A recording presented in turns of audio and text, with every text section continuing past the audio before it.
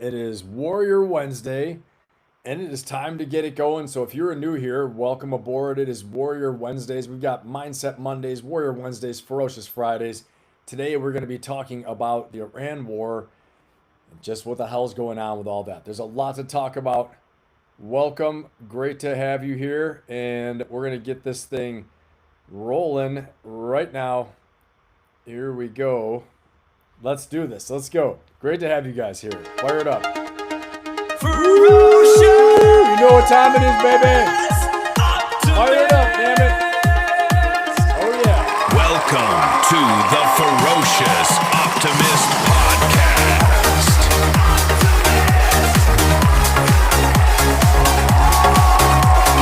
Welcome to the Ferocious Optimist Podcast.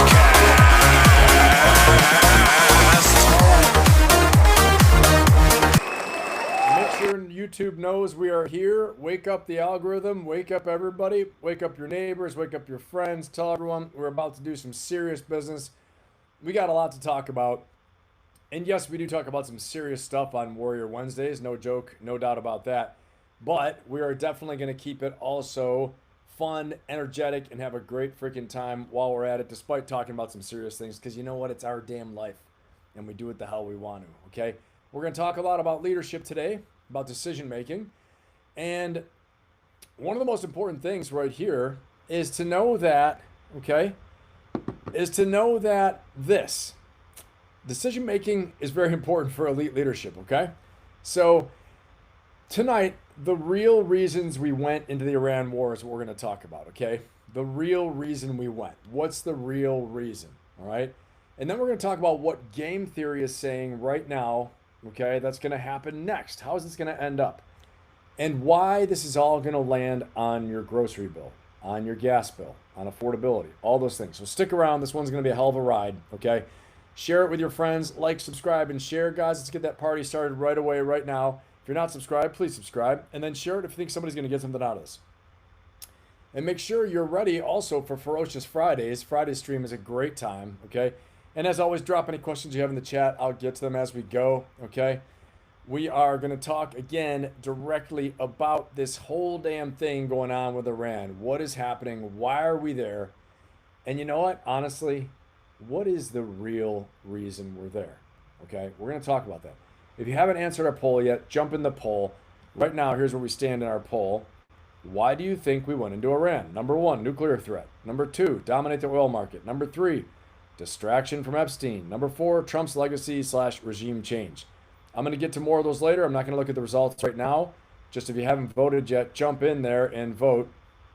And let's get on with exactly what's going to be happening tonight. So, as you all know, on February 28th, one man made a decision that killed the supreme leader of Iran, shut down 20% of the world's oil market, and is the reason you're paying more at the pump right now today. Okay, one decision, the war room in Washington, D.C., a shipping lane 21 miles wide, and your grocery receipt, all connected. I spent 23 years making decisions that, where the wrong call was made, it cost people their lives, okay? Blood and treasure was on the line. And tonight I'm going to walk you through this one. What we're doing tonight is a leadership case study, a decision-making case study as well, too, okay? It's not as news, but a case study in elite decision-making under maximum pressure. And here's the promise. The same forces in that war room where that decision were made, they're running your business, your team, and in your life right now. And I got a hint. It begins with the letter F, okay? And it's one of the most contagious things, all right? And it is fear. So we're going to talk about that, all right? And a couple other things too as well that may have been running through there. So we're going to be talking about 4 acts tonight. Number 1, deciding in the fog, what that's like. Number 2, the economic shockwave, the fallout from all of this that's been happening. Number 3, and probably what you guys are all thinking about, the real reason we're there, the elephant in the room that some people are talking about, but not everybody's talking about. Why we really went in and what's going to happen next. And then number 4, the fight inside America right now and inside of all of you, okay? So this isn't Doom Scroll Wednesday. This is Warrior Wednesday. You're going to leave with a tool. You're going to leave better from this, not just a headline. All right, buckle up. Let's go ahead and get to work. And before we kick this off, I'm going to jump in the chat and say what's up to everybody. Oh man, Ruby, I appreciate you. Fireworks money for our 250th birthday. Thank you so much, Ruby. You're the best. That's awesome. Ruby kicking this off. Thank you so much. Big round of applause, everyone. Put those emoji hands together for Ruby. Thank you, Ruby. I appreciate you. It means a lot. Thank you. She was a friend of Unpack's channel, damn it. Awesome. Thank you so much, Ruby. That's awesome. That's the way to fire it up, everybody. Right there. Let YouTube know we're here. Let's get that algorithm all the way. Put those emoji hands together. Thank you so much, Ruby. I appreciate you. That's awesome. All right, guys, here we go. I see Frosty out there. Frosty, number one in the stack today. Frosty right up front today, number one. Mark, what's going on, Mark? Lisa Jones, good to have you here. Juan Wick, of course, good to see you here, brother. Lady Ann, the Lady Ann is here. Good to have you here, Lady Ann.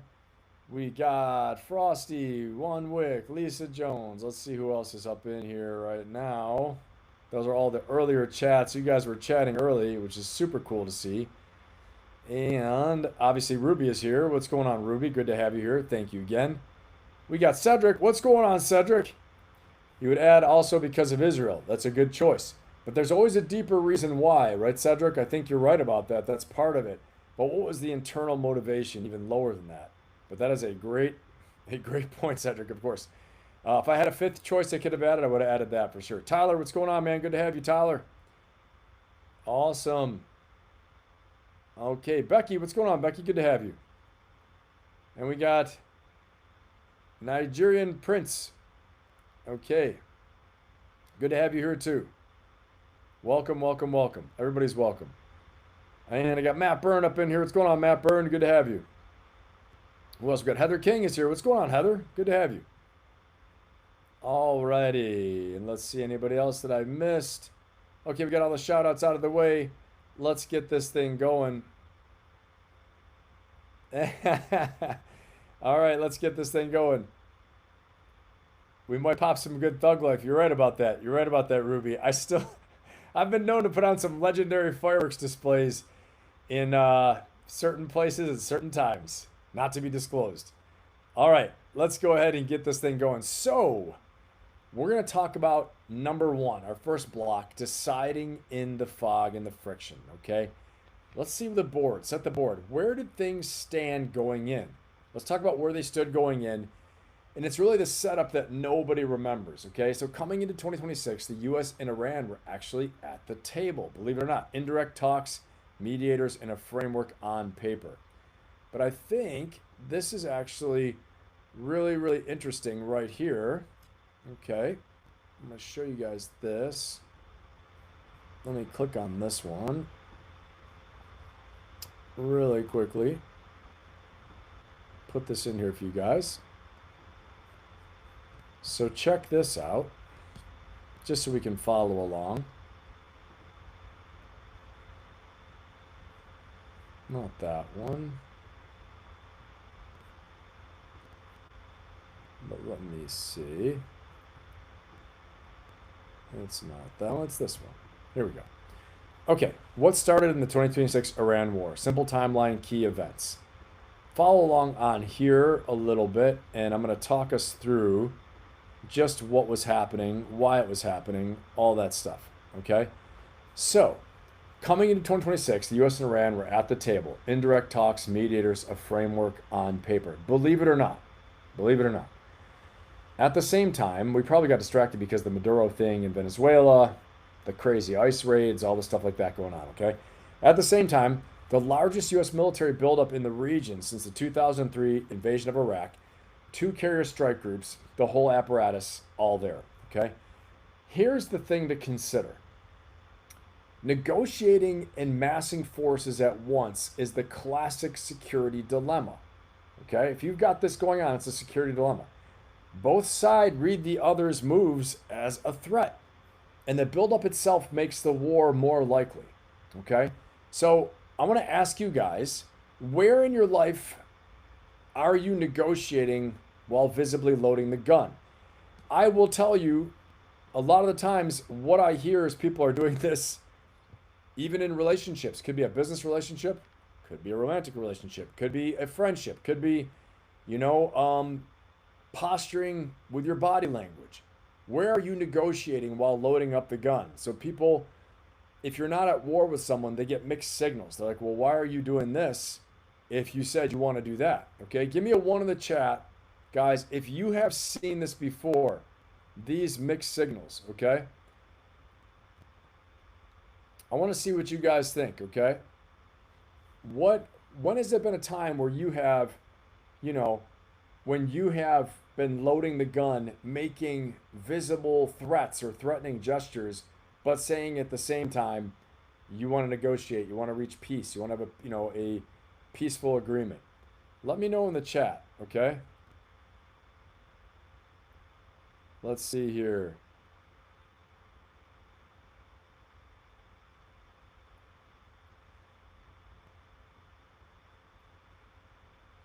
Okay.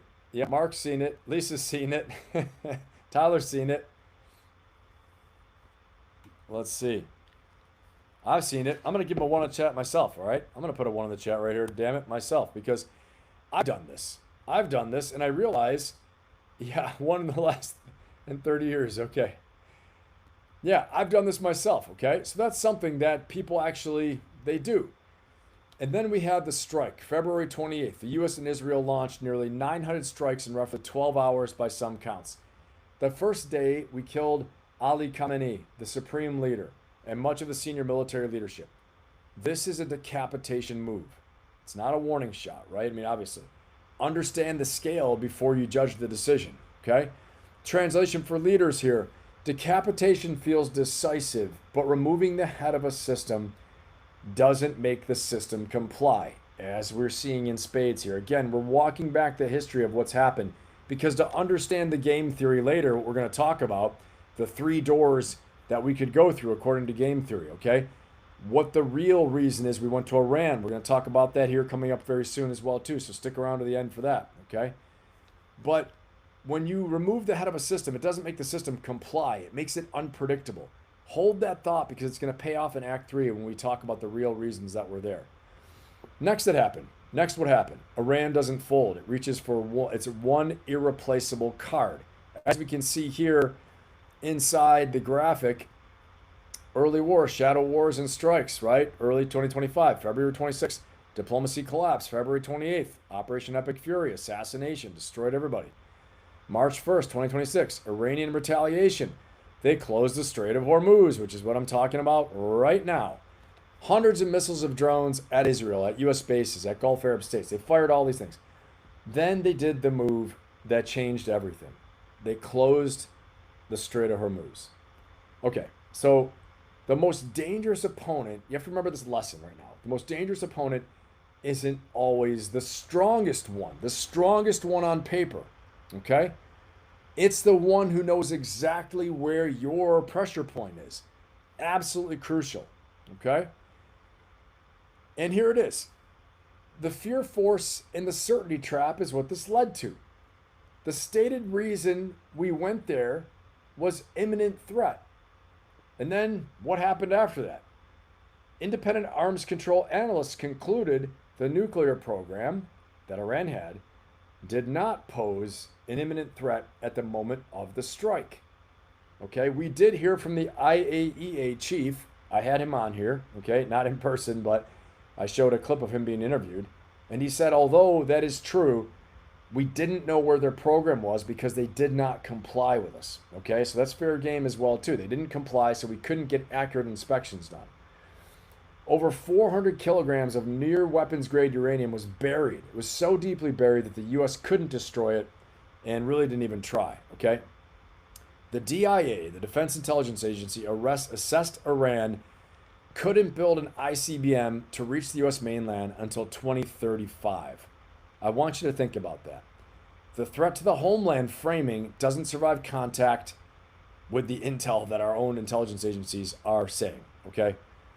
So here is one decision with at least 5 reasons. I'm going to play you guys something really fast because some of the reasons that were given were to stop the nukes, destroy the missiles, wipe them out, break the proxies, change the regime.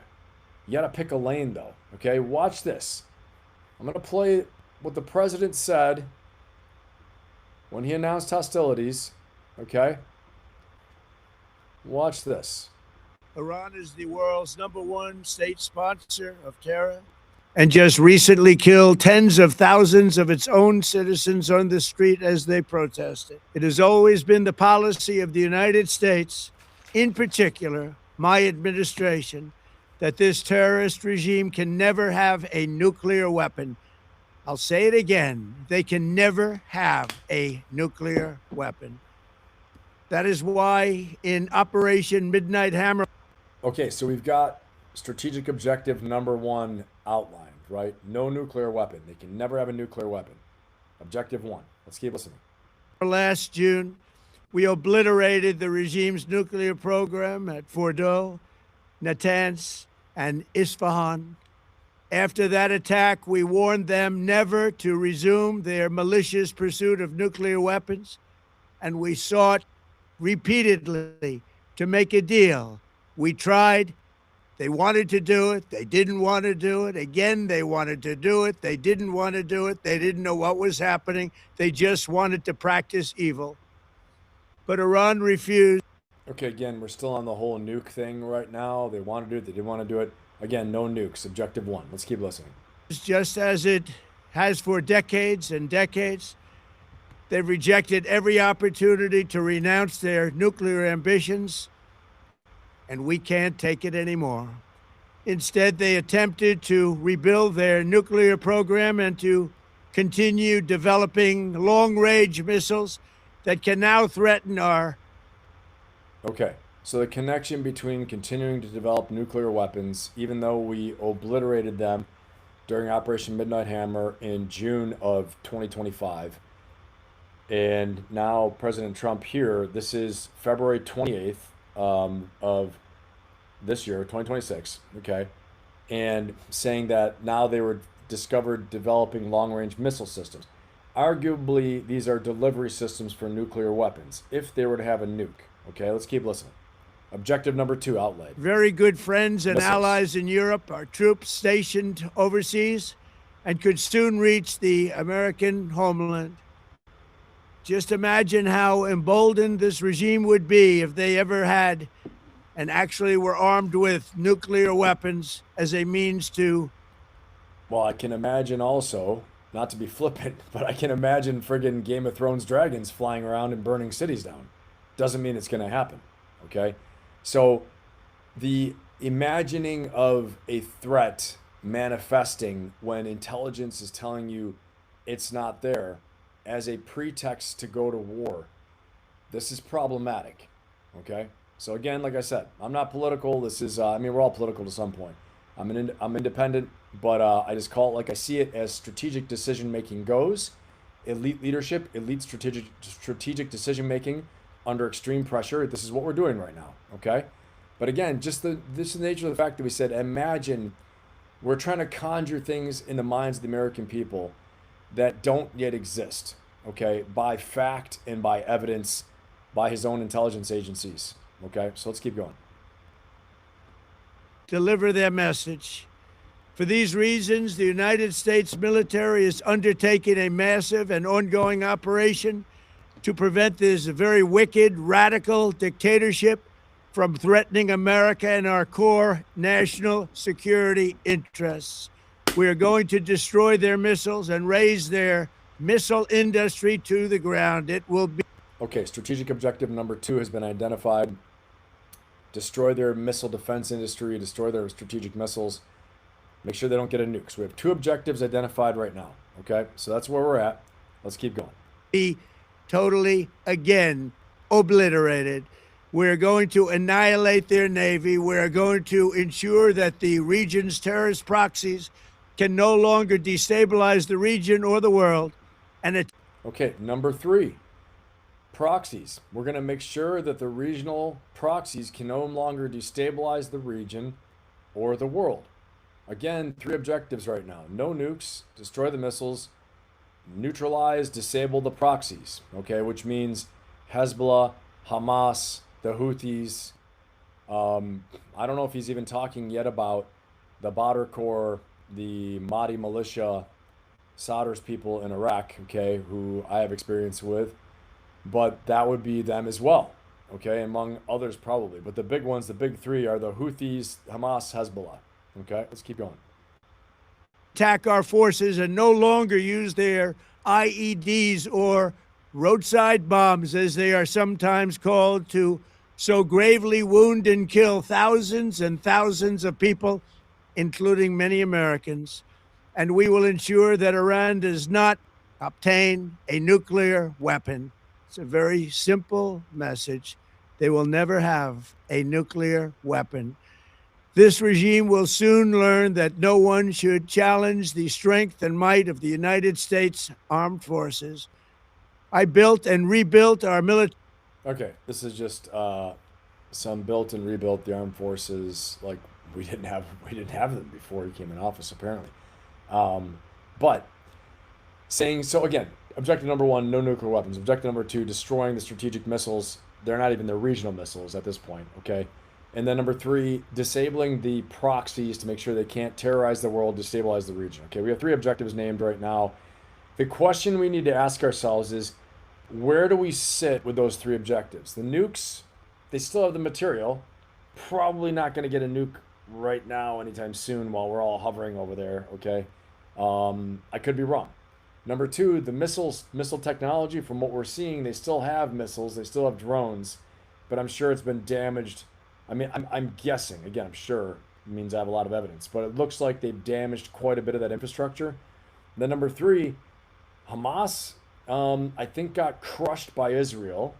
Hezbollah is still active. Hezbollah is still staging attacks. The Houthis are untouched. Nothing's happened with the Houthis. Houthis are still around. They're ready to rock and roll, frankly. Okay, but they haven't turned them on yet to close the Straits of Man al-Deb or whatever it is. I'll have to look at it. I can't even say it anymore. But the other side, where Saudi Arabia is shipping the oil through. Let's look right now, real quick. Bab al-Mandab, I think it is. Let me look right here real quick. Let me zoom in. All right, guys. We're going into our tracker. There it is. Going from the Gulf of Aden into right here. Okay, this is where the Houthis would shut this down.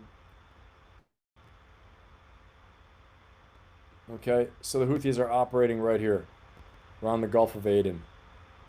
And they'd shut this. I think if the strait is, again, Bab al-Mandab, something like that. You guys can tell me. It's not on here, and I don't have it committed to memory. But this is the one we're talking about, if they shut this down. Now, again, they would get pounded. They'd get pounded pretty hard by, I'm sure, airstrikes, naval strikes, things like that, from Saudi Arabia as well, too, not just the United States. Saudi Arabia's been active there as well. Let's go back to our speech from the president.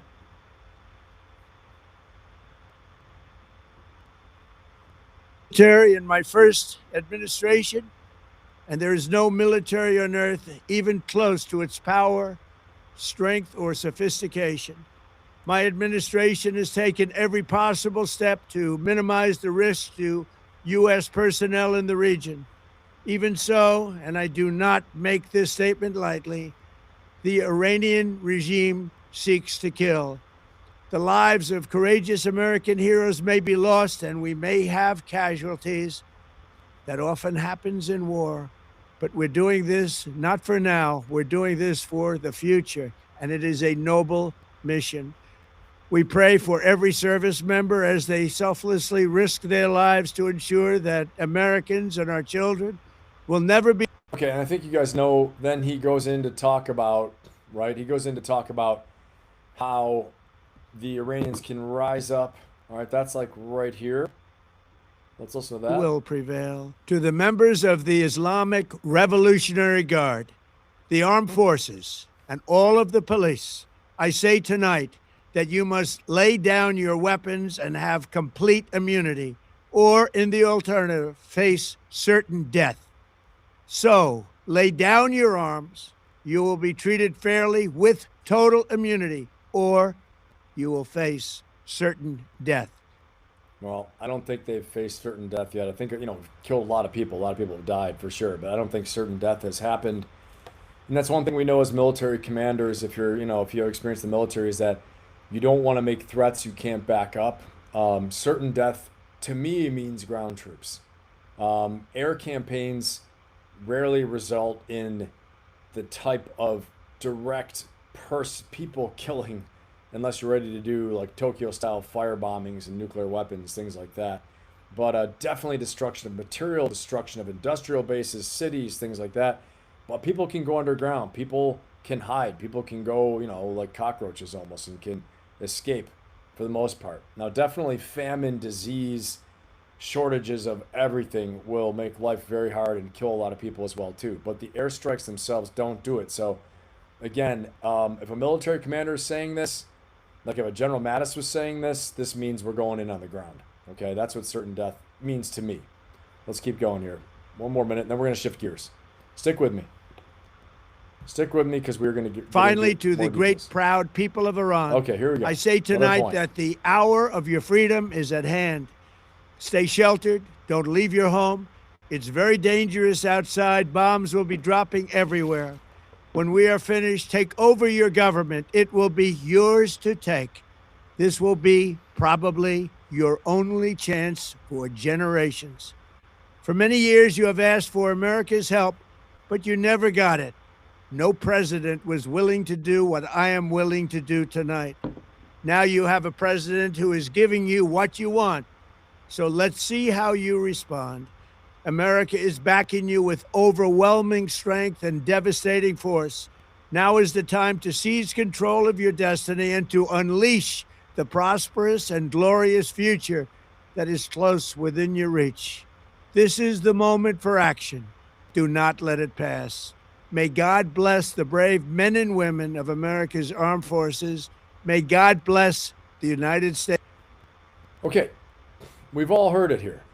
And the thing is this, I don't know if it was an intelligence failure or it was I wouldn't say a lack of will, but clearly there had to be an intelligence failure or a gap. Let's not call it a failure as much. I mean, my people, brothers and sisters in the intelligence services, I know these are real patriots who, work tirelessly to work hard for our country. But I want to say that why didn't they rise up? Guys, put in the chat what you think, why they didn't rise up, I think, and tell me if you agree with me, I think we underestimated, and again, this gets into elite decision making under pressure for business, for life, for battle, strategically, whatever it may be.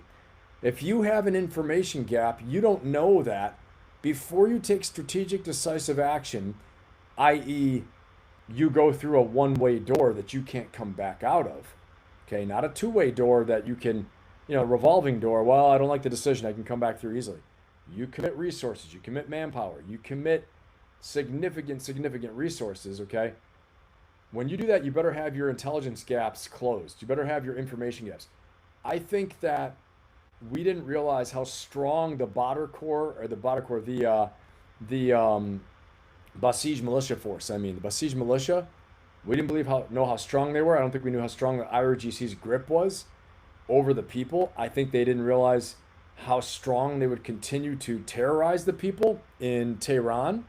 Okay? I think that's why people didn't rise up. They thought, okay, well, they're bombing the hell out of them, but now what? We don't have any weapons. We don't have any guns. No one else is armed but the IRGC and the Basij militia.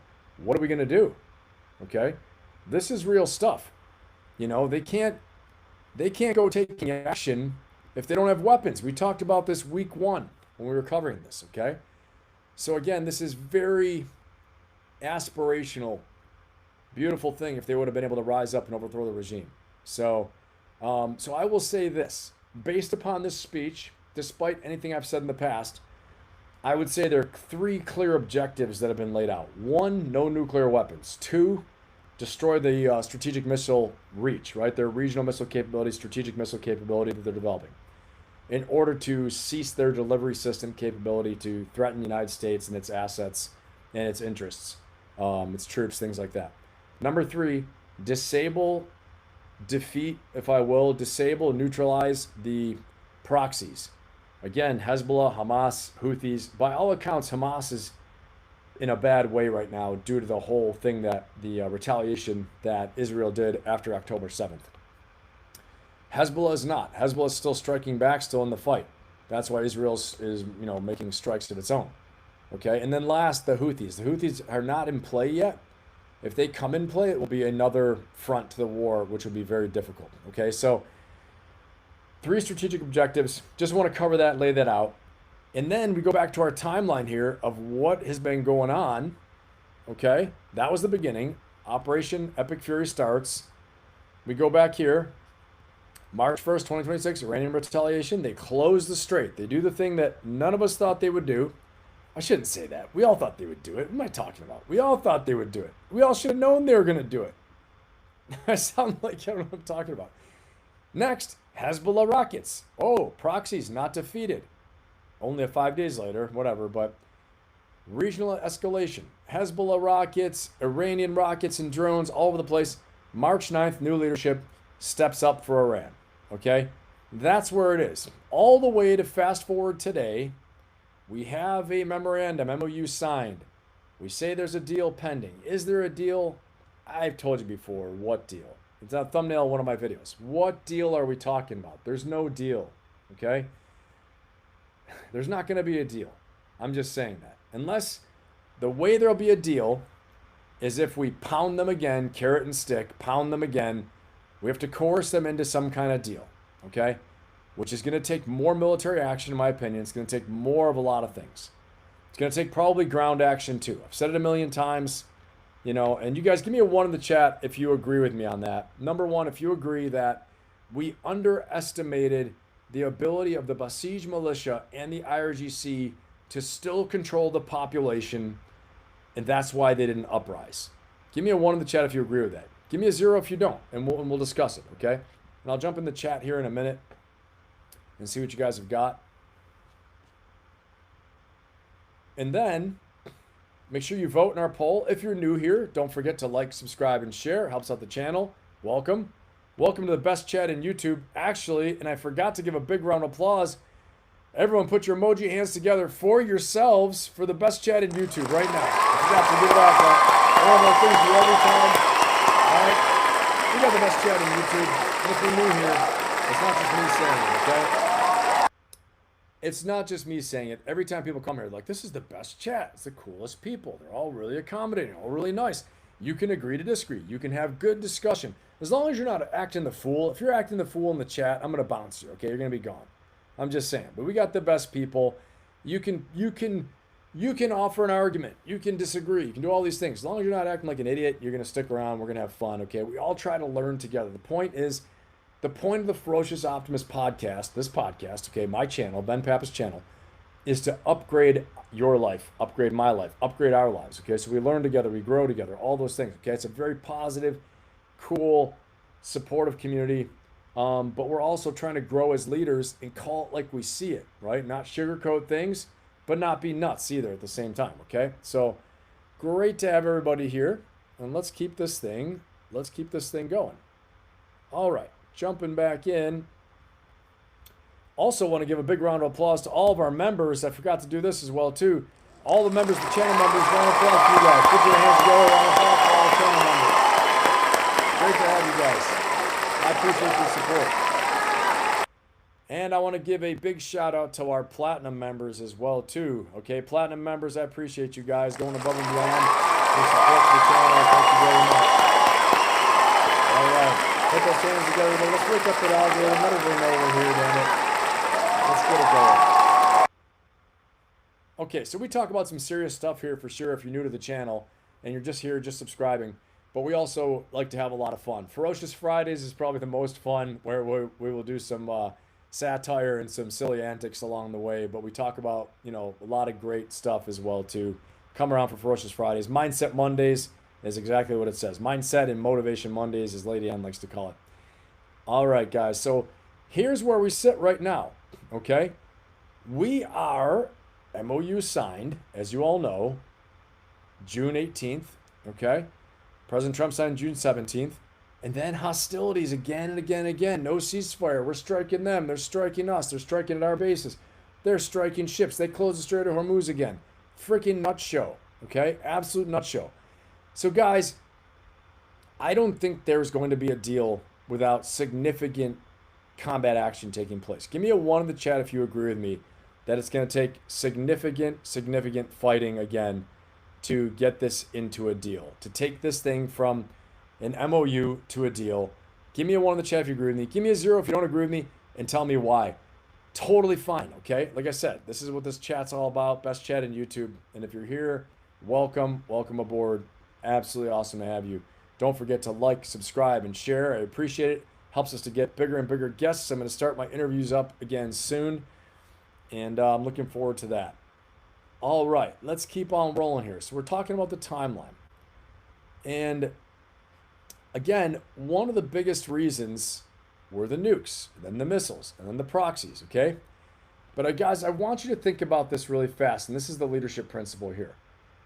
When a decision is driven by fear, okay, the justifications for the decision multiply after the fact, all right?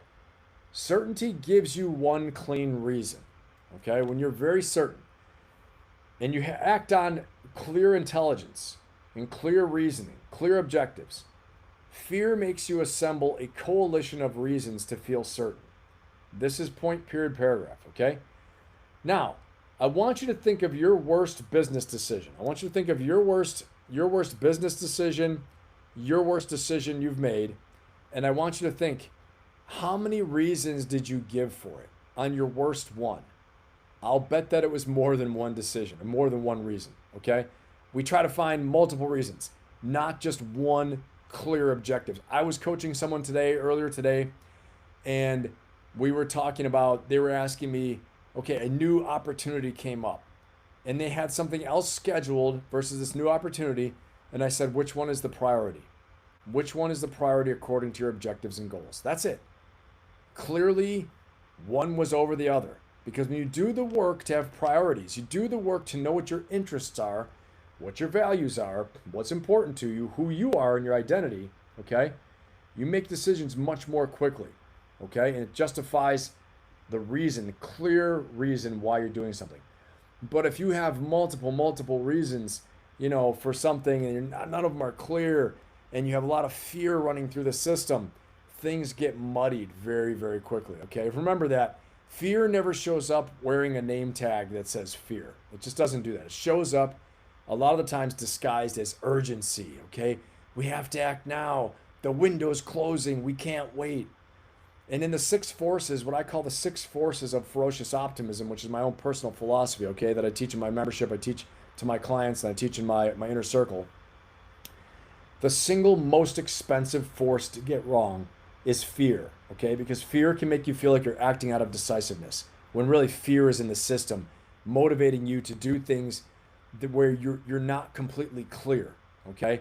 Fear is the worst 4-letter word, and fear is contagious. Remember that. Fear is forget everything and run, okay? That's what it stands for. Forget everything and run. Or it can be face everything and rise, one or the other.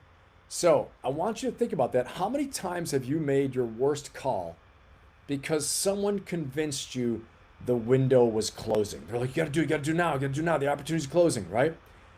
The window is almost never closing as fast as fear says it is. Remember that.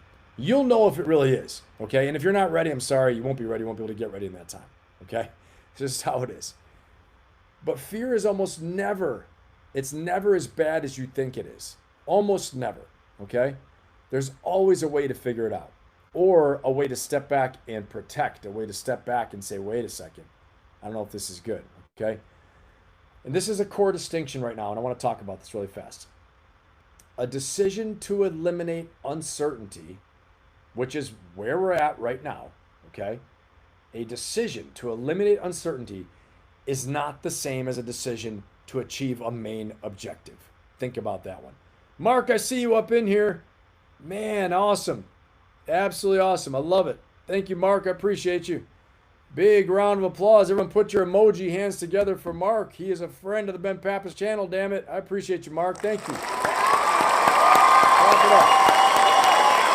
I'm going to read what Mark has to say there.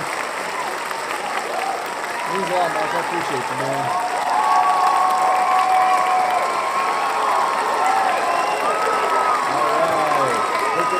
together, everybody.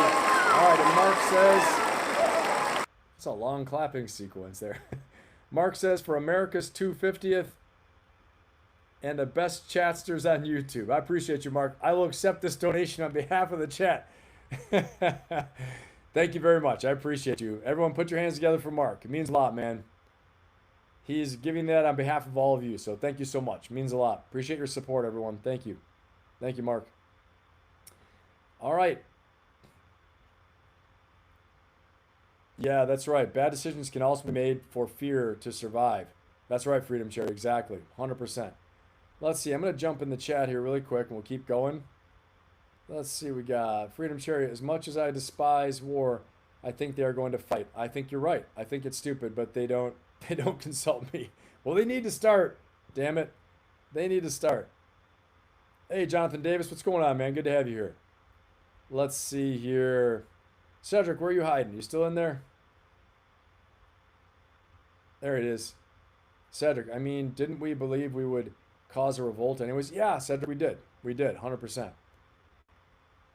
Yep, you were right about that. Propaganda, what's going on? Let's see here. Phoenix Flying, what's going on, Phoenix? Good to have you here. Thanks to all our members in the audience. Appreciate you guys. Everyone supporting the channel. I appreciate you. Jimmy Johns, what's going on? All right. Let's keep on rolling, guys. Let's keep on rolling. Got a lot to talk about.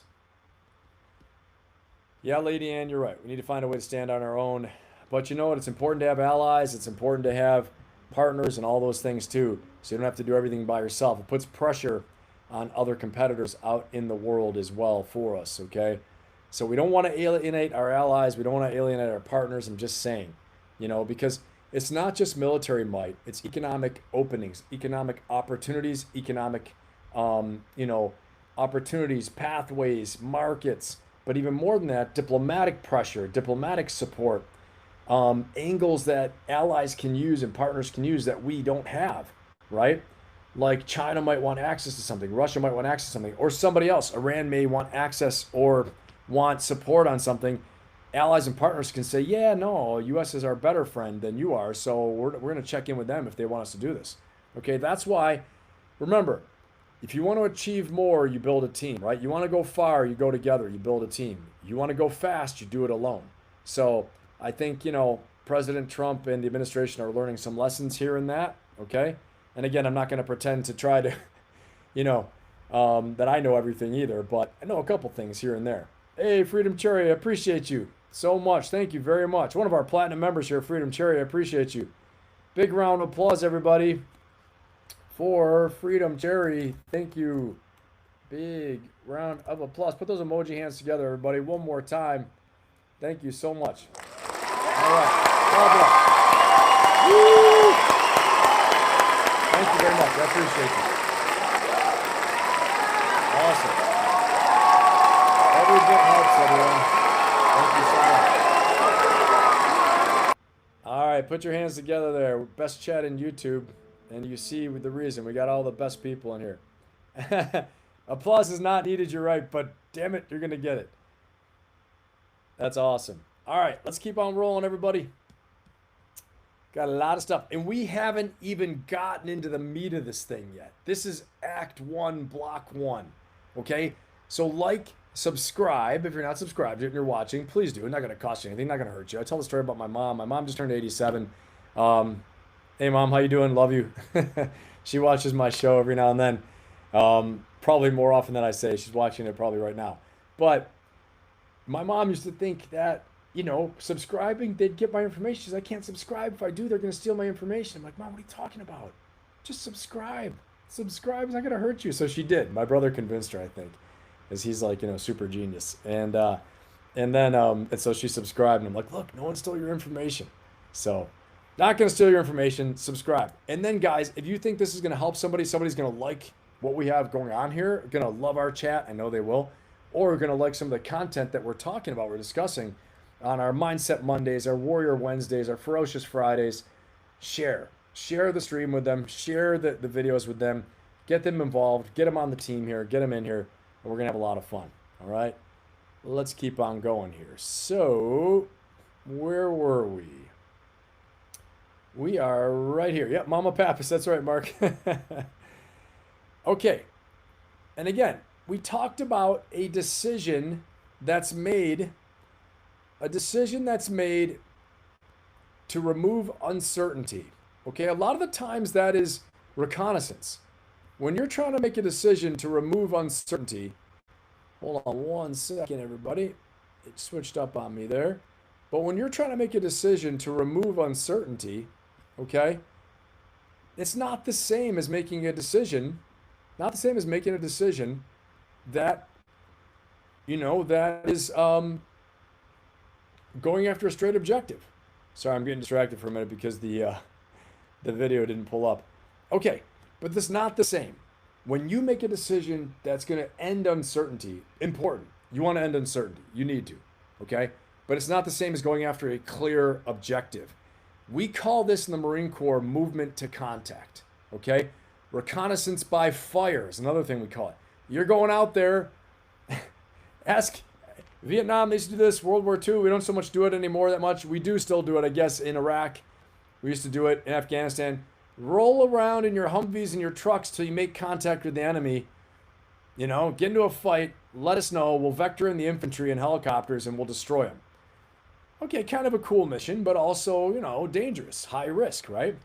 So, again, movement to contact is figuring out uncertainty. When you're figuring out the uncertainty in the system, you don't want to do movement to contact with carrier battle groups, with airstrikes, all these things like that. We don't know if they have nukes. We don't know how far along they are. But let's go there and figure it out. Let's make sure they don't. So we're trying to eliminate uncertainty. This is not the same as going after clear objectives. There it is. We see it. We know what they have. We need to do it.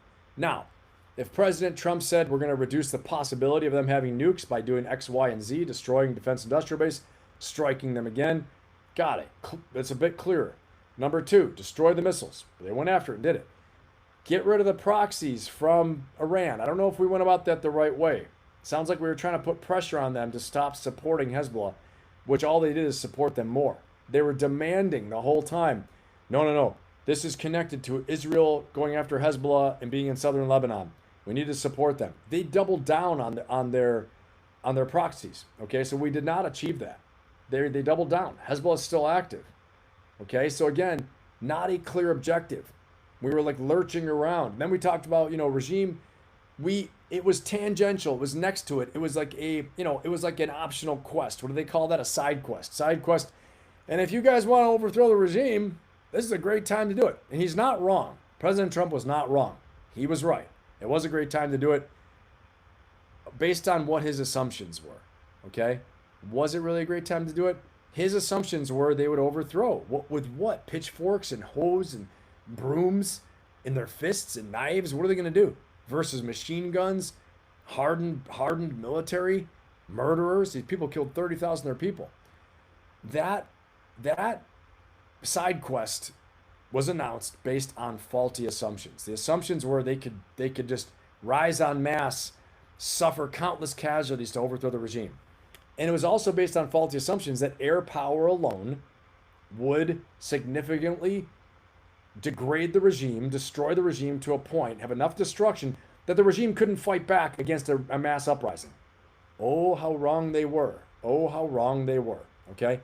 Now, this is where we could do some Ukrainian FPV drone stuff, flying in there and start taking out the IRGC to support a mass uprising. But again, where are the weapons going to come from? Well, maybe we hit a weapons depot. Maybe we hit all the guard force in a weapons depot.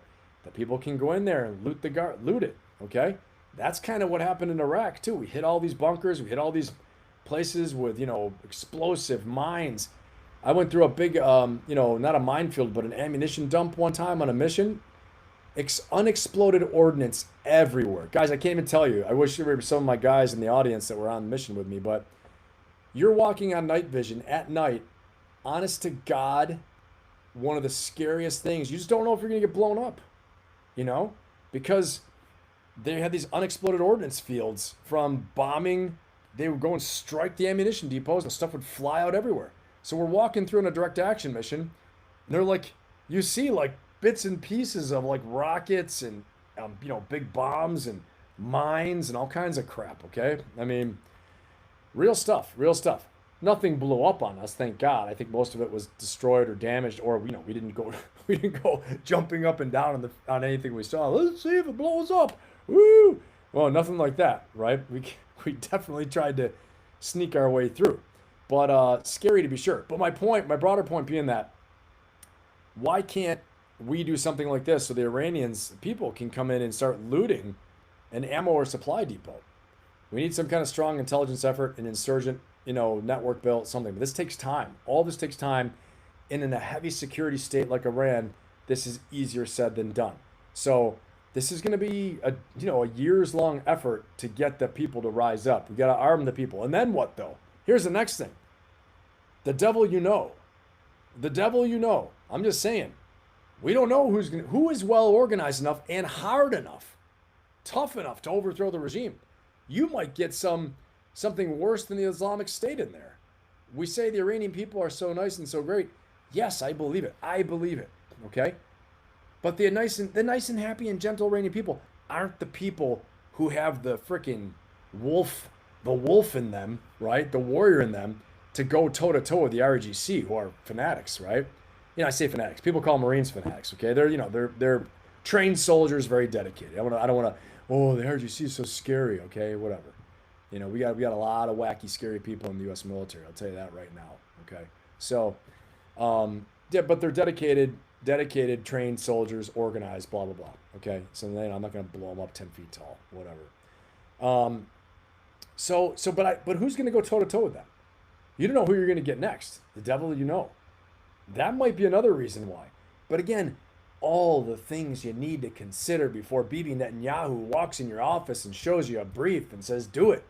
And you're like, this is a good idea. The CIA chief looked at him and said, it's not a good idea, boss. This is farcical. This is stupid. This is nonsense. Marco Rubio allegedly said the same thing. So what's the real reason we're there? Just like the thumbnail says, I'm going to show you. Stick around, okay? Next, we're going to get into economic impact. Then we're going to get into the real reason we're there, okay? The real reason we went there. And then we're going to talk about game theory and the predictions, the 3 doors that are possible. Like The Price is Right. Door number 1, door number 2, door number 3. These are the ones you can get, okay? We're going to talk about that coming up soon. So if you know somebody that wants to hear that, tell them, share it with them, tell them, come on in, phone your friends, get them in here, okay? Share it with your friends. Say, get in here. You're not going to believe what we're talking about. Holy crap, you don't want to miss this one, right? All right, guys, let's get ready. Let's keep going here. And so where does this put us right now? Okay? Where does this put us right now? All right? I'm going to tell you that fear management is one of the things that's driving all of this. Okay? The second problem we have is actual leadership. Just going to say it, right? If you want to tell me how you got it wrong without telling me you got it wrong, you move the goalposts. After the mission starts, you move the goalposts. You make it bigger, harder, everything we're doing, right? Now it's regime change. So tell me you did it wrong. You went in under the wrong reasons without telling me you did it wrong, right? Under the wrong reasons. You went under the wrong reasons. So you move the goalposts. Watch the goalposts move. They've moved. Trace how the mission mutated in real time. The objective was to end the nuclear threat. Their uranium survived. So the objective quietly became a missile capability, right? Because objective number 1 was no longer truly achievable. The stated goal was, so Iran never has a nuclear capability again. Can never have it, okay? I know never, I'm being absolute, but that's what he said, okay? He could have been very military to degrade Iran's nuclear capability, the capability for them to not have a nuclear weapon to threaten the United States in the near future, and hopefully never, okay? He said something to that effect, but he said never, okay? So it was to end the nuclear threat. The uranium survived, clearly. So the objective quietly became the missile capability, objective number 2. And then regime change, right? And also the proxies. This is not just, and then it became, wait a second, wait for it. Then it became just reopening the strait, okay? Give me a 1 in the chat if you guys are tracking. If you see what I'm saying here. Give me a 1 in the chat. Make sure everyone's tracking. I'll slow down a minute because I'll start talking a million miles an hour and start going nuts. Okay? Give me a 1 in the chat if you're tracking. I want to make sure we're all tracking. What's going on, Paul? Good to have you, man. All right. We are tracking. I'll wait till those ones roll in. Take a little drink. All right, we're back in action. Got it. Paul says one. I'm good. I'm moving. Freedom Cherry says one. We're moving. Nigerian Prince has got a lot of good stuff here writing. Hey, I appreciate the participation there, Nigerian Prince. I haven't read all of them yet, but it sounds like you're interacting well with everybody. Awesome, man. Mark says one. Jonathan Davis, one. Ruby says one. Yep, Jonathan Davis, change to the more achievable. Yeah, that's it, Jonathan. Yeah, exactly. Lisa says one. John says one. Okay, awesome. Let's do it. Well, welcome, John. What's going on, man? Good to have you. All right, here we go. So, the mission kept mutating because the real driver was never a fixed objective. Remember that, okay? It was the discomfort of not acting, which is going to bring us to Act 3. So stick around for that. When we talk about the real reason we went to Iran, the real reason we're there, the real reason, okay? The discomfort of not acting. What does that mean if we don't act? If we don't do something, you've got an opportunity here to launch a military action. You got an opportunity here to really put people's eyes on something else other than domestic policies, domestic politics, right? You got a real thing here to establish legacy. But you've also got a real thing here to maybe dominate oil markets.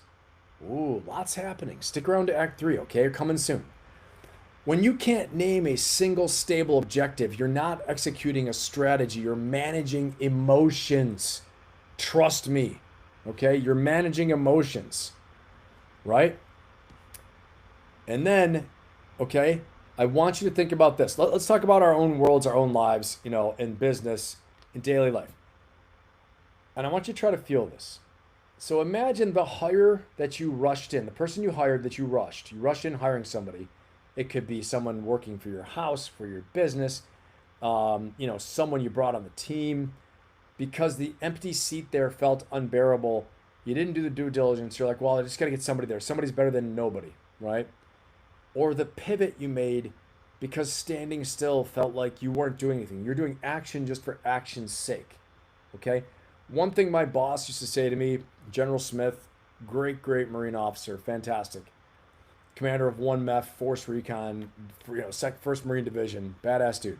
He would say, we need to have tactical patience. This is when you lack tactical patience. When you rush helter-skelter and you run around and say, I have a hammer, so I got to use this hammer to do something.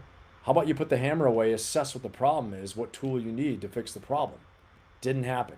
We had hammers and saws, and we had, trucks and jackhammers, and we went to work building something, doing something, right?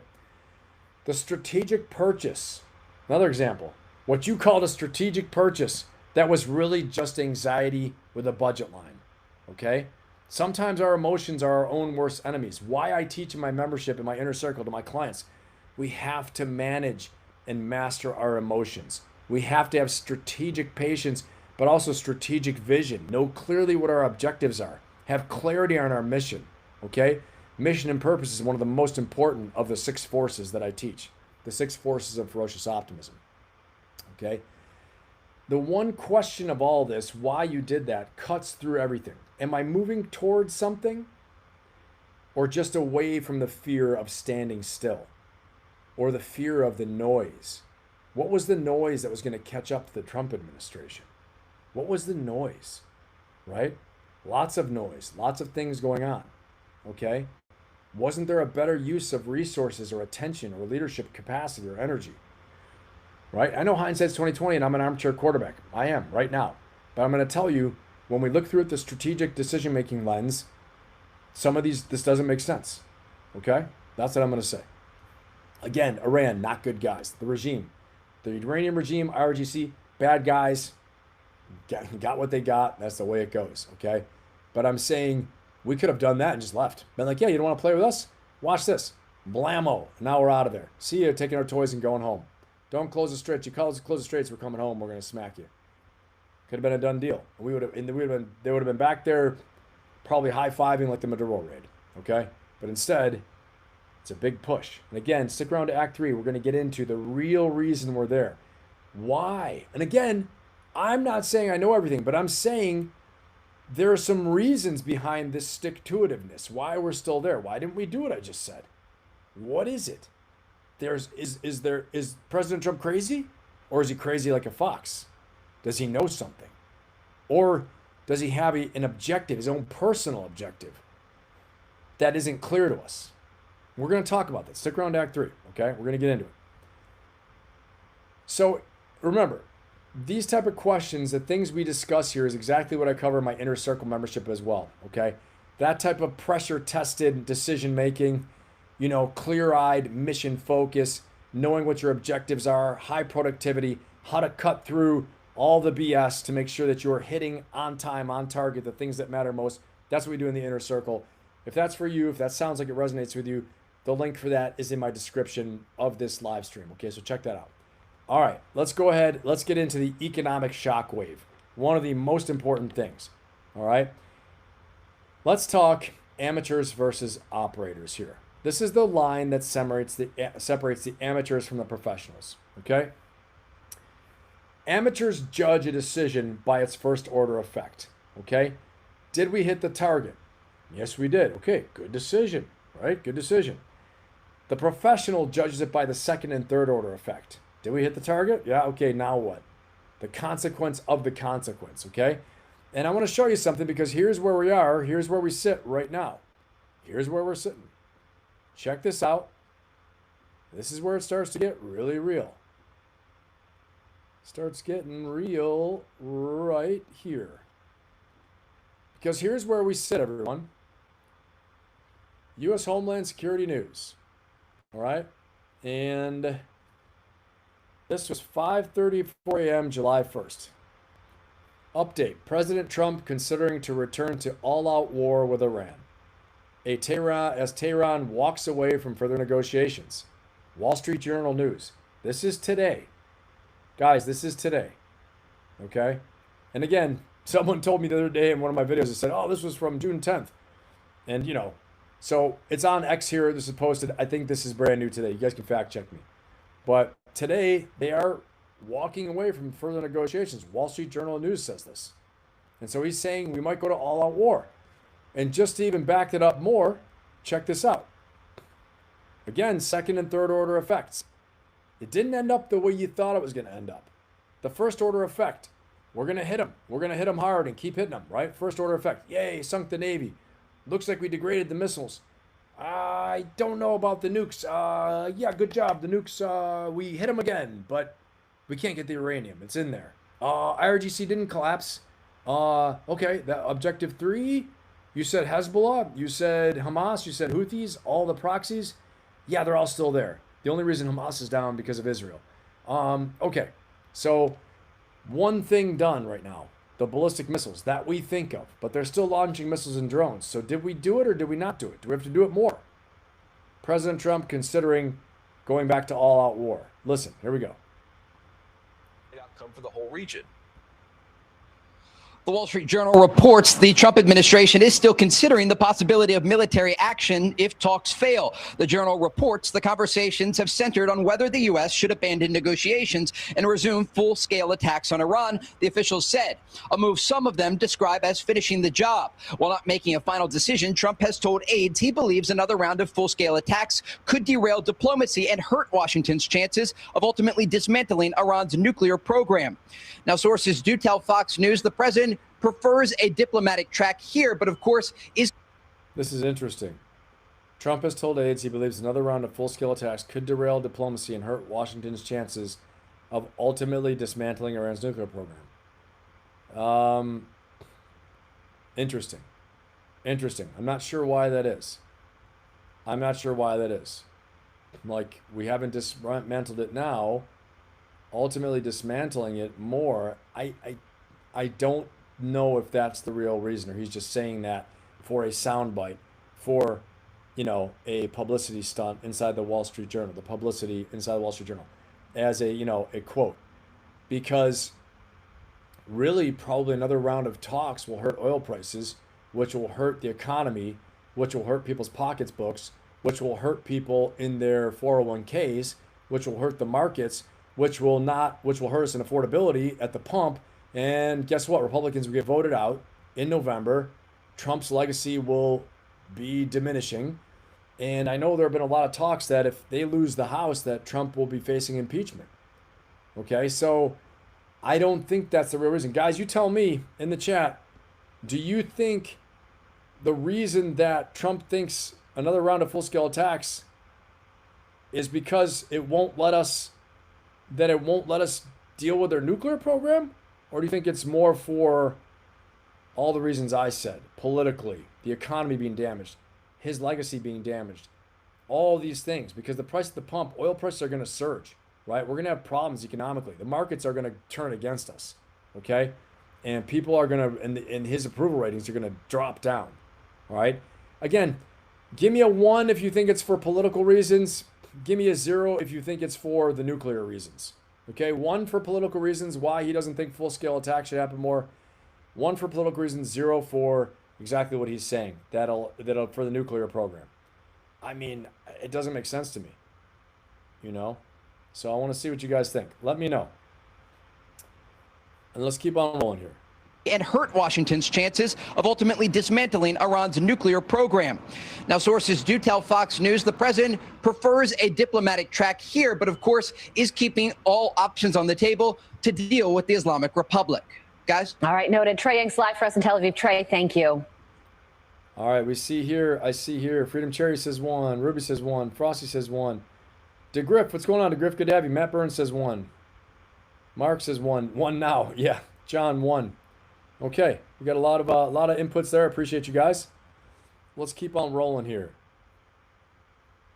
So I'm going to go back on this one. So I think it's important. Okay, so here we go. The Iran war is a masterclass in second-order costs. Nobody priced in the beginning. Watch, okay? Watch the dominoes start to fall. Watch this, okay? The chain reaction is here. The first order came with the strike itself. You hit Iran, degrade the threat. On paper, the objective is achieved. 50-plus Iranian vessels are on the sea floor. Leadership decapitated, 100%. Missile capacity down. Defense industrial complex down.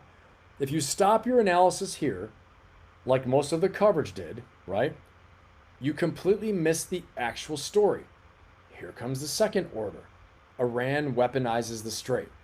20 million barrels of oil a day. Let's get into our little tracker here. This is a good background to have, okay? Let's get into our tracker. Good to have here, and let's look at what's going on. 20 million barrels of oil a day. Stopped. Doesn't look like a whole lot of traffic, guys. Doesn't look like a whole lot of traffic happening. I know it's supposed to be moving now, but it doesn't look like it. I think it's closed again, okay? 20 million barrels of oil a day, about a fifth of the world's seaborne oil, moves through a channel 21 miles wide at its narrowest point. Iran mines it. They mined it. Okay? Here's the thing. People think it's just the drones and the missiles. They put mines. Mines are dumb weapons, magnetic weapons that attract to ships.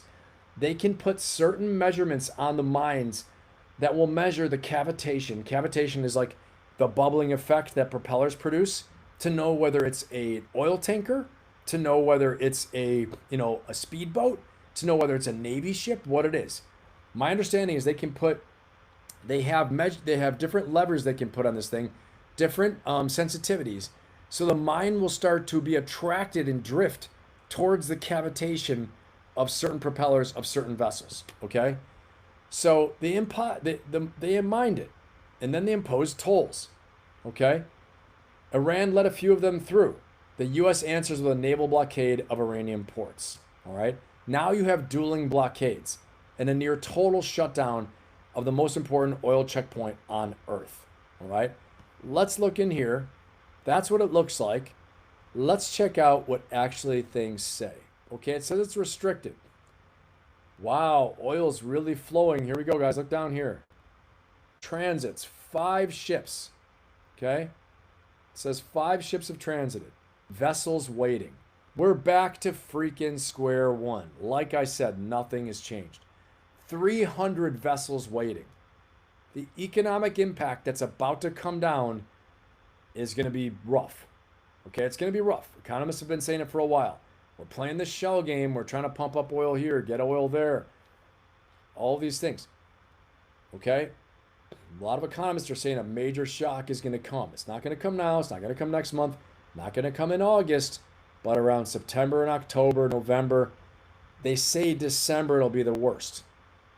I think they're trying to delay the shocks so that we survive, that the Trump administration, Republicans survive the midterm elections. Okay? But I don't know. I think there's one thing about war. There's the fog and friction of war von Clausewitz talked about. And in business it happens too. The fog and friction of battle and of warfare, it takes on a life of itself. War by nature is chaotic, right? There's so many probabilities in play, so many variables in play. You can't account for everything. That's why, you have to have an exit strategy. You have to have a very tight planning exit strategy. You have to have flexibility built in. All of these things. You better go into war with clear objectives outlined and a clear plan on how you plan to get out of it. That's the Powell Doctrine from Vietnam, okay? Clearly, we don't have that right now. Again, 5 ships transited. Right here, it says it. Restricted. This is not a U.S. government site. Okay, Hormuz, straightmonitor.com. 300 vessels waiting. Let's see the price of Brent crude oil. Let's see. Brent crude. Still going down. Let's see here. Let's see what else we got. Any other news here? Okay, it's saying price of oil has gone down. It's down to 70. Okay. So it's still holding down despite it being closed right now. There are only 5 ships passing through. I'm going to tell you something though. Markets move on hope. Markets move on strategic risk. The price of oil moves on sentiment, on what the U.S. president says and does. The real reason he's probably not bombing the hell out of them right now is for this, okay? Which is good for all of us right now. But the real thing is we got to get this thing done and get back to business as usual, energy flowing as usual, okay? Let's talk some more right now about the second and third order effects, okay? Third order effect of all of this. This lands in every American kitchen. We talked about this before many times. Global prices, okay, global fuel prices spike. Brent is pushed above $105 a barrel. It's going to go there again. Much of the fertilizer feeding American agriculture is produced in the Persian Gulf. I'm going to say it one more time. Much of the fertilizer feeding American agriculture is produced in the Persian Gulf. So grocery prices climb alongside gas. Who's noticed? A bag of groceries is like 50 bucks. 40 bucks, 60 bucks in some places. Okay, where I live in California, it's pretty expensive. It's nuts. Okay? The IEA, the International Energy Agency, called it the largest supply disruption in history. In the history of the global oil market. War cost to the U.S. military alone is $40 billion. Facts have been checked. With an $87 billion supplemental requested from Congress, telling us we should think this is okay. Another $87 billion. What could we do with that $87 billion at home? What could we do? Lots of things, right? Okay? Iran, not good guys, for sure. Iranian regime, bad guys, not good. I know that. But I'm telling you, there's some other priorities out there that we could be using for that $87 billion. Here it is, okay? One strike on the far side of the planet from us. One attack, one war, right? And the shockwave lands on a family in Ohio staring at a receipt. And they keep staring at it. And now they can't put money away. Now they can't pay certain bills. Now their credit card debt's piling up. Now they can't do certain things they thought they're going to do, right? They're watching some of their assets go down. Now, remarkably, the stock market has kept its strength. Remarkably, okay? Remarkably. I think that's the only thing saving things right now. But I'm telling you, according to what economists have said, guys, I don't make this up, right? I'm not the one over here doing the exact research. I'm doing a lot of research about what these economists say and what people are saying. They're saying that the shock is going to come later, okay? The shock will come later.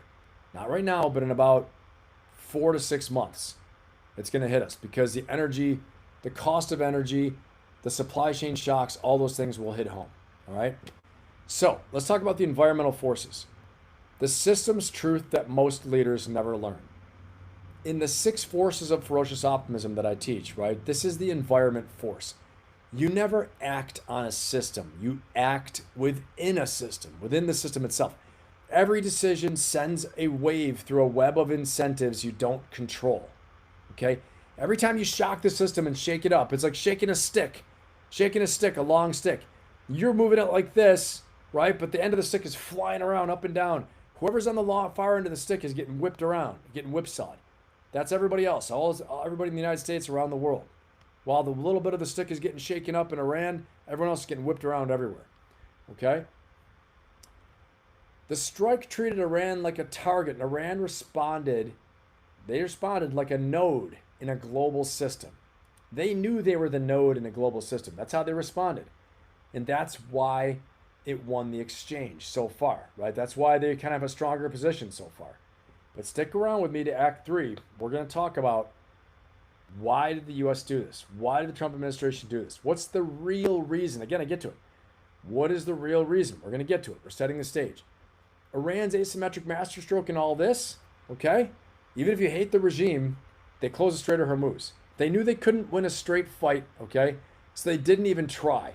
They found the one lever that turned a regional war into a global economic event. The International Crisis Group's line is the whole lesson in one sentence. Here's what they said. International Crisis Group. The U.S. tried to take away a weapon of mass destruction and handed Iran a weapon of mass disruption. A weapon of mass disruption. Okay? That's what they did.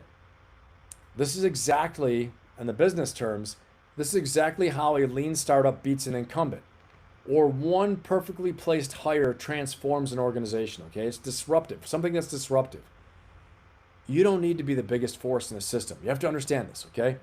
You need the point where the system is the most sensitive to pressure, okay? Let me jump in the chat real quick. I've been talking at you guys for a while. Let's see where we're at in the chat. Make another rhyme for everybody. Yeah, we the people are being blood dry, Frosty. No doubt about that, my friend. Let's see here. Frosty, midterms are probably cooked for the Republicans. I agree with you. One wing of the same bird. So, man, yeah, I think you're right about that. Okay, Freedom Cherry, he's acting like Putin, where he keeps saying he was going to nuke someone, never did. It's very true. I'm glad he didn't personally nuke anybody, but I know what you mean. Like, you don't start talking about nuking people. Nukes is something you use for vital strategic interest of like national survival, right? Exactly. Okay, let's see here. Yep, Freedom Cherry, which means boots in the ground. Be very bloody. I agree. Let's see here. All right. Let's rock and roll. Let me see where we're at with our poll. If you haven't voted in our poll yet, go ahead and vote in the poll. We got 29 votes. Why do you think we went to war in Iran? Number 1, nuclear threat, 17%. Number 2, dominate the oil markets, 28%. Okay. Number 3, distraction from Epstein, 34%. Still the leading indicator. Still the leading reason. Number 4, Trump's legacy and regime change. Okay, and that is 21%. The leader right now is still distraction from Epstein. Okay, we're going to get into it here in a minute. Stick around. We're about to get into why exactly Iran. What's the real reason we went to Iran? But before we do that, I want to talk about the playbook principle here. Okay, before you act, this is for your own playbook. Don't ask, what will this do? Okay? Ask, what will this do? And then, what will that do? What is the second and third order effects, right? Once I do this, I start this. What is the next thing that will happen as a result of this? And then what's the next thing that will happen as a result of that? Okay, it's very important. That's strategic thinking right there. The leaders who dominate, they're not the ones who see every move. Everybody sees the move, okay? They're the ones who see the move after the move. That's how you dominate, okay? You got to think it out strategically ahead of time. So let's talk about this. Where it stands right now. The unfinished decision, okay? The MOU is signed June 17th. A 60-day ceasefire. Give me a 1 in the chat if you think there's a ceasefire. Give me a 0 in the chat if you think there is no ceasefire, okay? And I'm going to wait for you guys to do that, play a little music right now because we're going to fire it back up. But give me a 1 in the chat if you think there's a ceasefire. And give me a 0 in the chat if you think there is no ceasefire. And let's get this thing fired back up real quick. And I don't even know what this song is. Ooh, yeah. All right, we Got a some little country stories western carved into for the my 4th of July. bones. From 1,000 miles of gravel Stretch it up, road. everybody. Stretch it out. This engine hums a freedom tune beneath the big old southern moon. We're running free, yeah, wild and free. We're running free. That's how it's meant to be.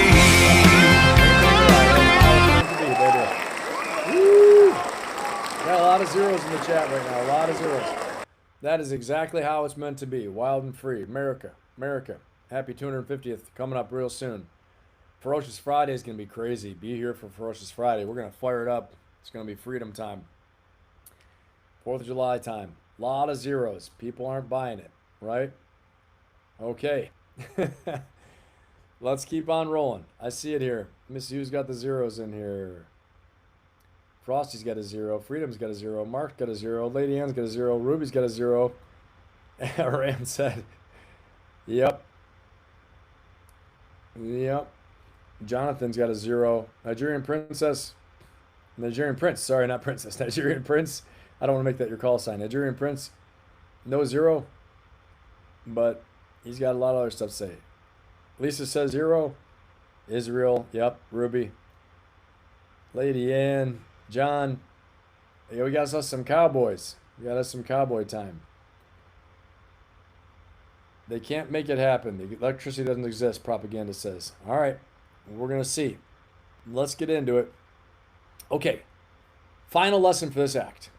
A decision made from fear rarely produces closure. Remember this, okay? You got to have the clear objectives, clear-minded on your values, your objectives, your strategy.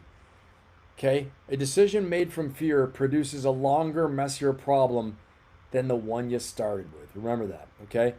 4 months this has been going on for. Tens of billions of dollars. A dead supreme leader, not so bad, actually. All the leaders over there are not so bad. Bad people. A lot of bad stuff. A broken oil market. And the core issue is still sitting on the table, okay? Let's go ahead and talk about Act 3. Let's go ahead and talk about this right now. Act 3. Let's get into it. We got a lot of stuff to talk about. The elephant in the room. Act 3, okay? I want to talk to you guys about the real reason we're there. Okay, what is the real reason that we're in Iran? So I'm going to talk about some of the things that are the elephant in the room, okay? When you hear the official reasons, nuclear, missiles, the proxies, self-defense, a part of you goes, come on, that's not the whole story. Is that the whole story? It's not the whole story. Knowing what's going on, that's not the whole story. It can't be the whole story, right? Okay? But you're right to feel that. I won't tell you what to think, okay? I'll lay every card on the table, official stories, the theories burning up your feed, what the analysts and the game theorists are saying, okay? Then hand you the tool to separate signal from noise. This is up to you about what actually is going on, okay? You're going to decide that.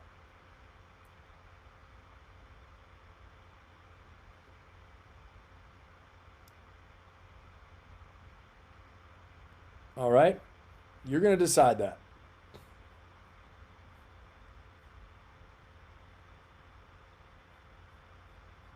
Let's keep on going. I had a little disruption here. Want to make sure you guys can all still see me and hear me. Everyone's still in there with me? All right. I had a little disruption for a minute on my end. It looks like everything's cleared and we're okay. We're rocking and rolling. We're still all right. Okay, good. Let's go. All right, so let's lay the cards on the table here. Let's talk about this. The official story, the theories burning up your feed, what the analysts, the game theorists are saying. Then we're going to look at the tools. I'm going to hand you the tools to separate the signal from the noise. That is the real discernment. This is the leadership tool that we need. This is the leadership skill we need. Okay? let's talk about the official story. Let's talk about why it wobbles. All right. Here it is. The self-defense. This is the claim. Self-defense against an imminent nuclear and missile threat. Let's talk about this one. The problem, and this is record, it's not opinion, at least 5 shifting reasons for one war. I gave you 3 clear objectives, but then later more and more came up. Okay? 3 clear objectives, 5 total reasons. Okay? The Senate Intelligence Committee's ranking member said after his brief, there was no evidence Iran was about to attack. Okay? So why? So why do we go? The president himself said he might have forced their hands. Then in April, said he doesn't even care about the uranium stockpile. That's the whole supposed point of this whole thing. Okay? Leadership tell. Reasons keep changing, right? Action stays locked. Multiplying justifications are the fingerprint of a decision whose real driver is off camera and out of the headlines. So what is the real reason? Again, we go back to our poll here. Check out the poll, everybody. And if you haven't voted yet, get in our poll and vote. Okay? If you have not voted yet, check these out again. We got 29 votes. I want to make sure that everybody is voting. Don't forget to like, subscribe, and share. Love to have you part of the community. Great to have you here. Okay? But what is the real reason? Let's talk about the theories. 3 doors we can go through. 3 theories. Number 1, let's talk about distraction. The Epstein timeline. Okay? Let's talk about this one first. All right? The biggest elephant, we got to talk about it. What's not in dispute here, it's just the calendar. January to February, the Epstein files were the story everywhere. Epstein, guys, give me a 1 in the chat if you're tracking on this.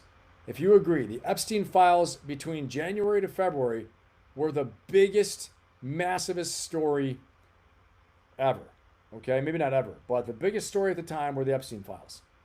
People were going crazy about the Epstein files, right? Give me a 1 in the chat if you're tracking on that. These files were everywhere. The story was everywhere. Left side, right side, left, right, independents, everywhere. Arrests reaching into governments. Prince Andrew indicted, arrested. People being arrested in governments on 2 continents. Then things were intensifying. Okay, things were definitely intensifying. Ruby says 1. Mark says 1. Then, boom, February 28th, Iran happens. Wall-to-wall war coverage. Why? Why? Tail wagging the dog? Might be. Let's look at it. What's measured and what's real? Google searches for the Epstein files plummeted. This is proven, point, period, paragraph, fact. Google searches for the Epstein files plummeted when the war started. Okay? Even Representative Thomas Massey, Republican who's the anti-Republican, right, said out loud that bombing another country won't make the files go away. And files have not gone away. Guys, give me a 1 in the chat if you have not forgotten about the Epstein files. Give me a 1 in the chat if you have not forgotten about the Epstein files. And there is so much more coming out about the Epstein files. So much more. Let me go ahead and share my screen. Let's jump into this here. This is not it. Here we go. Release unredacted Epstein files or explain why you can't. The judge tells the DOJ. This is June 26th. June 26th, okay? A federal judge has ordered the Department of Justice to either unredact and release more records related to sex offender Jeffrey Epstein or provide a detailed explanation for why the redactions remain necessary. The order comes amid heightened scrutiny over the U.S. government's handling of millions of pages, millions, guys, millions, of investigative files released to the disgraced financier who was found dead in New York City jail in 2019 while awaiting his sex trafficking trial. U.S. District Attorney Judge Emmett Sullivan's order issued Thursday directs Acting Attorney General Todd Blanche to justify the department's continued withholding. The DOJ is continuing to withhold portions of the records after lawmakers and victims' advocates question whether some redactions exceeded what is legally permitted. The DOJ has maintained that many of the redactions are intended to protect victims' identities, personal information, and legally privileged material. Okay? This is crazy, crazy stuff, right? Look at this. Here we go. Newsweek reached out to the DOJ via email Thursday night for comment. Look at the redactions on this. You can't see anything. What to know? Earlier this year, the DOJ released over 3 million pages of files under the Epstein Files Transparency Act, but withheld or heavily redacted portions of the material, citing attorney-client privilege, duplications, and other legal exemptions. The releases sparked bipartisan criticism and lawmakers, victims' advocates arguing that some redactions appeared to exceed what the law permits and calling for greater transparency. The judge's order, reviewed by Newsweek on Thursday, follows mounting bipartisan criticism over heavily redacted documents. So here they go, right? They're saying this, okay? They're basically saying, oh yeah, okay, cool. We'll go ahead and release the Epstein files. Here you go, with a black marker all over it. You can't even look at them. This isn't releasing the files. This is just releasing pages that are all blacked out. Well, we released them. We just couldn't show you what was behind them. Okay? And it's crazy, but they're protecting the names of people who are suspected perpetrators. Absolutely insane. Okay, so this is theory one. Distraction, the Epstein timeline. This is Wag the Dog. All right? The theory writing itself across every feed, Wag the Dog. They started a war to bury the scandal. Okay? Now, let's look at this. Another thing here. Another thing. We'll talk about in a minute. But here's what I want to talk about. Just to make sure we don't run away with conspiracy theory in here. Okay? Because that's something that's in everybody's feed. But I want to make sure we're covering with accuracy what is and what isn't. Correlation is not causation. We have to remember this. Correlation is not causation. The war did bury the story, 100%. Okay, it's an observable effect. We see that. But it had that effect, and it was done for that effect, are two different things. You can't prove intent from a timeline. You can't do it. Anyone selling certainty either direction is selling something. Remember that. Correlation is not causation. They happened at the same time, yes, okay? But there are many other variables and factors involved. In fact, it did. The Google searches dropped off completely. No one was thinking about Epstein anymore, right? Only the war. But this does not mean that this is the reason for the war, okay? I need to say that up front. Is it possible? Yes. Plausible? Yes, for sure, okay? Was it the tipping point? Was there a tipping point? Like, should we do this? Might be a good idea to distract everybody. Yeah, I was 40-60 gonna do it. Now I'm 60-40. 40-60 not gonna do it. Now I'm 60-40 gonna do it. Is that possible? Yes, it's possible. But I'm just being clear so I can be accurate, okay? And we're not, conspiracy theorists over here. That it is possible. It is plausible, right? But it is not a direct relation. Okay. The theory still has teeth, this distraction, the wag the dog theory of the Epstein scandal being covered up by the war, because it doesn't need a grand conspiracy to be partly true. It just needs, okay, the upside, right? The decision makers have to notice the upside. The upside is that people aren't thinking about Epstein anymore, okay? So you don't need a secret plot, and this principle is worth its weight in gold, so listen to this. You don't need a secret plot when incentives quietly point everyone in the same direction. That's not conspiracy. That's how power actually works. And it's true in your company, in your business, in your life, in your career, okay? The reason why conspiracies gain traction is because people notice human behavior. And they know human behavior in themselves and say, I could see this happening. I could see that, right? Self-preservation. I was going to do this war anyway. Why not? Why not now? And by the way, a byproduct of this, an extra byproduct is that it covers up the distraction of the Epstein files, which we all know is fake anyway. That's what they're saying to themselves, right? Which it isn't. Okay? Sometimes people lie to themselves too and say, you know, you're too important. You're too important to go down for this. And yes, you might have done bad things in the past, but you're the chosen one doing great things for our country right now. And the past is the past. And you have a greater mission now. People do stuff like that too. These are all real, right? Again, I'm not saying as a direct correlation, okay? But it's a possibility, right? So that's why you don't need a secret plot when the incentives quietly point everyone in the same direction. That's how power works, okay? So next, number 2. Let's go on. Check out your answers from there. Is your answer changed in the poll?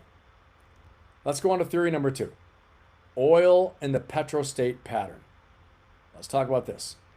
Now, based upon what happened in Venezuela, based upon the Gulf War in 1991, based upon many wars that have been started over oil, the petrostate pattern has a lot of strength to it, okay? This is the theory that actually has some real scholarship behind it, okay? This is powerful. It's not a social media take, okay? A Brown University political scientist who literally wrote the book Petroaggression. I'm going to pull it up right now, a little article by him. Brown University professor. Here he is. Okay, Professor Stephen Hertog. I believe this is by him. Let me see. Nope, this one. Here it is. Petroaggression, Brown University. When oil causes wars. Now, this is old, 2013, but not so old in the history of warfare. This book moves the research frontier forward and will set an agenda for future work, particularly since the author has posted, okay, blah, blah, blah. Oil is the world's single most important commodity, and its political effects are pervasive. You guys already know this, right? Your common sense.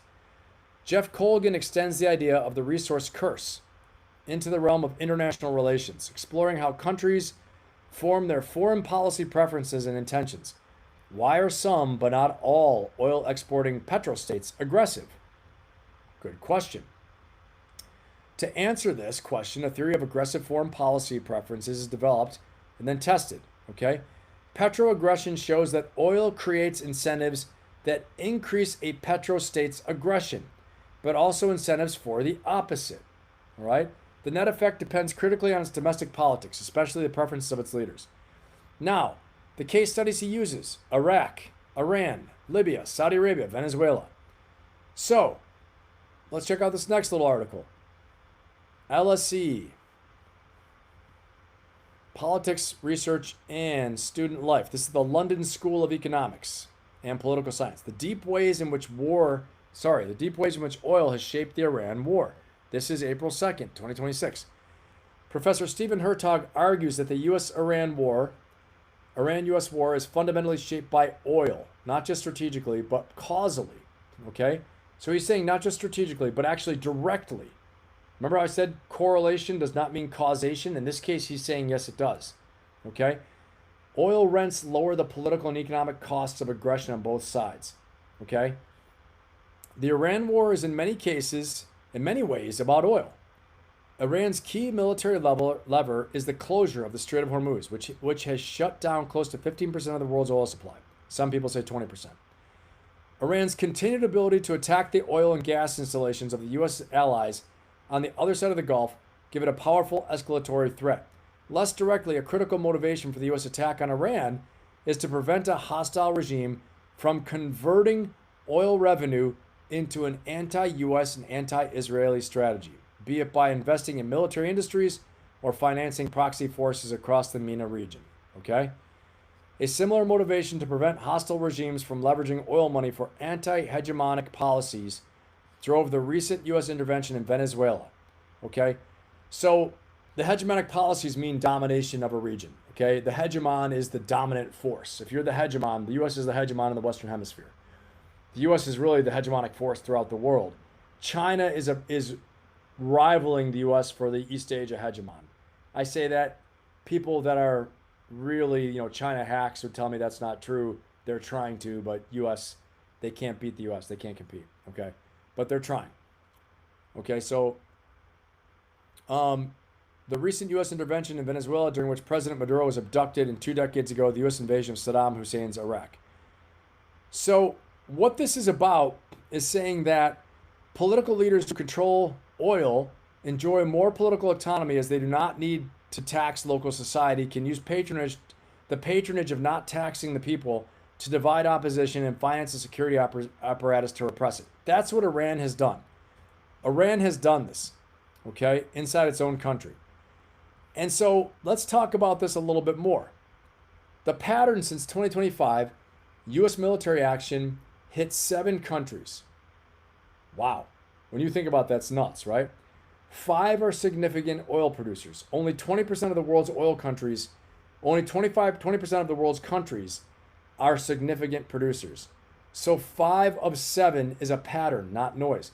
The sophisticated version, steelman it, right? Oil is rarely the primary trigger, okay?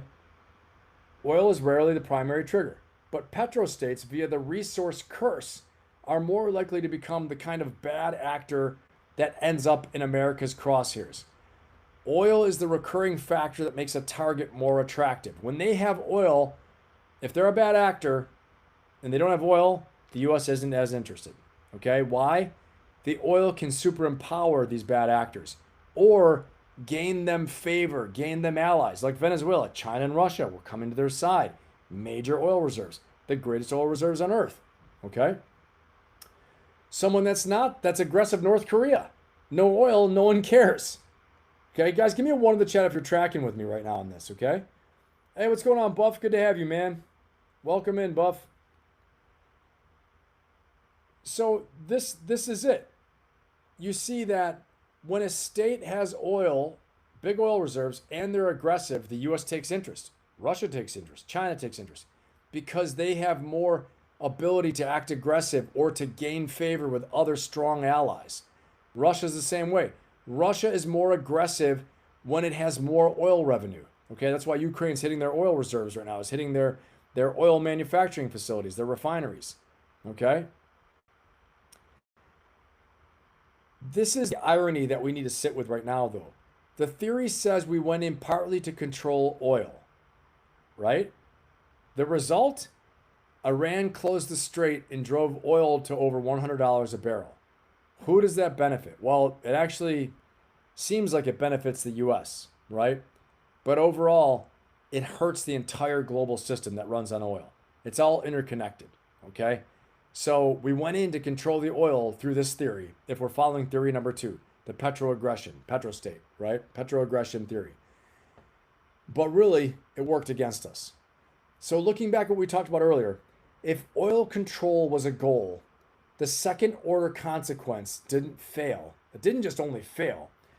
They produced the exact opposite. The plan to secure the oil is the one thing that actually torched the oil market, which is nuts. Okay? When you go in and do something, the exact thing that you are trying to protect, preserve, or to seize, you end up hurting, you know your strategy is screwed up. Okay? So according to this theory of the petrostate, or the aggressive petrostate, we've screwed up because we're trying to control the oil and control oil prices. And instead, we drove it so high, it's hurting the oil prices across the world, causing shocks everywhere, at the pump, on our kitchen tables, in the grocery stores, across the world, okay? And in the process, what did we do, right? We actually enriched Vladimir Putin to be more aggressive in Ukraine, to have more money. He's selling oil, right? So that's part of it. And then also Iran, any oil they sold, their money just went up, okay?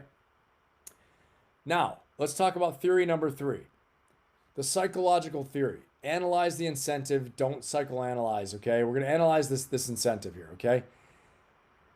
The frame, Donald Trump. We're not going to over psychoanalyze President Trump here. This is the framework, though. Fresh off pressuring Venezuela and Maduro, capturing Maduro, okay? A leader chasing a place in history, Donald Trump, okay? He wanted to be the strong man who's remaking the Middle East, who's putting away all the boogeymen, getting rid of Maduro. Incidentally, Maduro is a bad guy. Maduro's a really bad guy. No doubt about it, okay? I've heard so many stories about how bad he is from people actually from Venezuela, from watching documentaries, from watching TV shows that depict it. Terrible. Honestly, good. I thought it was great. Great we didn't lose anybody. Great there's minimal fighting, barely any, not much at all. Minimal loss of life. They got rid of him, took him, okay? He needed to go.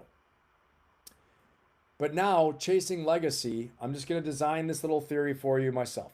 Chasing legacy, a leader goes in, wanting to take his place in history, grabs Maduro, takes away one boogeyman, a strong man in the Western Hemisphere has done bad things. Everyone cheers. Yeah, wow, amazing. Wants to go into Iran, do the same thing. Get rid of a boogeyman regime, bad people, terrorizing the region, maybe the world for a long time, okay? And call for unconditional surrender. This person who could do this would really build a legacy of no kidding, like the world's policeman, right? At least, you know, protector of the United States, protector of our interests, all those things. Okay? I can't see inside anyone's head, and neither can you, all right? But I can tell you what 23 years around command has taught me, okay, around people who have power. Legacy is one of the most dangerous motives a leader can carry into a decision. I want you to think about this. Because legacy, it's not about we, it's about me. All right? You take that W for we, you flip it upside down. I'm throwing gang signs now. Throw it upside down, and it's me. Okay? The legacy is about you. And how the story ends with your name on it. Now, maybe this same leader has put his name on everything, starts putting his name up on things, erecting statues, erecting monuments, you know, wants to start having things named after him. Sounds like maybe a pattern this leader may match, right? Maybe following on these railroad tracks of legacy. The moment the decision serves the decider's ego, okay, the leader's ego, instead of the objective, the risk math goes haywire. It goes freaking haywire. Ego-driven leaders take swings they'd never take if the mission were the only thing on the table. Think about that, okay? Guys, give me a 1 in the chat if you agree with that. Give me a 0 in the chat if you don't. Let me know. Thanks, Freedom. I appreciate it. Yep. What's going on? What's up, Buff? Thanks, Freedom. I appreciate that. Lots of stuff here to consider, okay? If Iran had a nuclear weapon today, they would use it against the West. You might be right. You might be right. I think now they would for sure. I think now they would after all this. Because are they threatened? Do they have an existential threat now? Like a no kidding, clearly demonstrated? Yes, they do. Incidentally, President Trump has recently said that he thinks more strikes may lead to worse things with Iran. So he's reflecting on this, which is good to see. Okay, it's good to see. I'm not one of these guys, you know, to make all this sensational stuff. I want to go from fact, operate from what's out there, and analyze it the best of our ability. Okay? All right, let's keep going. Yep. John says 1. Mark says 1. Jonathan Young says 1. Lady Ann says 1. Freedom says 1. All right, let's keep on rolling. I appreciate you guys. So let's talk. Which theory is true? Let's talk about that, right? The smartest analysts converged on it's not one reason, it's a stack. Let's think about this. We're going to stack these reasons together. Security dilemma dynamics plus Netanyahu lobbying for a hard joint strike. Okay? One of you mentioned this already in the chat. But security dilemma dynamics, like we said, saying we want peace and negotiations while loading the gun. We talked about that earlier. Plus, we didn't even mention Netanyahu lobbying hard for a joint strike. Plus, oil in the background. Not really in the background. Oil everywhere. Oil is the environment. Oil is the system. Oil is the energy. Oil is the money. Right? Oil is, it's like Dune. He who controls the spice controls the universe. He who controls the oil controls the universe. Right? Plus, not to mention, how about a little dash, add a little dash of Epstein cover-up, a little dash of spice, a little dash of oil in the background, a little dash of Epstein distraction. Okay? Convenience bonus. Convenient bonus for the whole thing. Plus legacy on the brain. This is the stack, theory stack, right? Not just one, theory stack. Plus November midterms on the brain as well too, and on the calendar. No one single hand on the wheel, a convergence of incentives all pointing to the same direction, right? Lots of things. The most important leadership lesson of the whole night, okay? You were taught to hunt for the one reason, the one villain. That's right, said you, okay? The one cause. Elite decisions like this, complex issues, are almost never for one reason alone, okay? They're a stack, complete stack. And I saw it in the chat. A lot of you were like, what about this? What about that? What about that? You're all tracking. You're on it. The skill is seeing the whole stack and asking, which of these is the real objective? All of them have influence, but we don't know. I said a dash of Epstein. Maybe it's not a dash. Maybe it's a dollop. Maybe it's a whole cup of Epstein. Maybe it's 3 cups of Epstein, maybe it's 4 cups of oil, 2 cups of Epstein, 1 cup of legacy. We don't know, okay? The question really is, which ones are we comfortable with saying out loud, okay? So I want you to take a look at this and look at your own last big decision you had. What was your own last big decision? Okay, because again, this is like school. This is like a leadership case study. I want it to be able to upgrade your life and my life. How can we learn from this? So we don't just sit here and go, oh, damn it, the president. Oh, damn it, the economy. Oh, this is all bullshit. Let's learn something from it. Guys, if we're going through hard times, we're going through fear, going through confusing times, let's at least take some lessons from it so we can use it for our own lives, okay, and our own businesses, and our own relationships, everything else, okay? So here we go. When you did your last big decision, I want you to name your own stack. What was the stack you did? Was part of it legacy? Was part of it, was part of it to distract from something?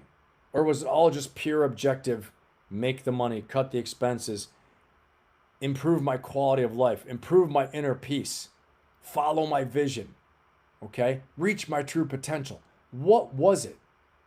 You need to be clear about why you do what you do. Because guys, I'm going to tell you, when you understand the deeper reasons why you do what you do, okay, and why you want what you want, you have multiple options for success on the table for yourself, okay?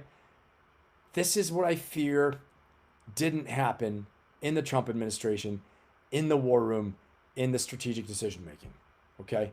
And if it did, the intentions were off. This is why we look at assumptions in the beginning.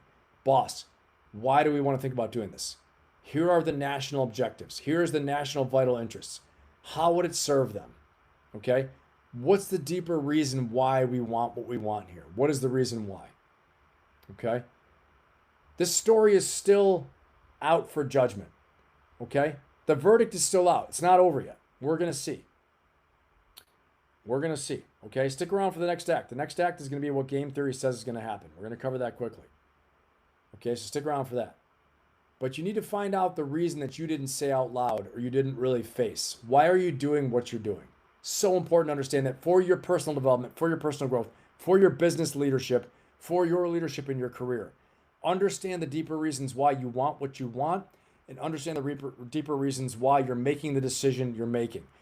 Let's use this war case study of decision making as our own benefit for lessons learned, okay? This is what they do in Harvard Business School, right? They talk about the case study. This is what elite business schools do, what elite decision making is, what the Marine Corps does in its Command and Staff College. At the National War College, we do this, okay? Elite decision making institutions, case studies. You analyze them, you take the lessons on for yourself, you hold that template and that lens up to yourself, okay? All right. Let's talk about this now here. And if you just got here, we've covered how fear drives decisions, how one strike, the beginning of a real war, not just one strike, but a war, became a global oil shock, and the real stack of reasons that came up, the real stack of reasons behind this whole war, okay?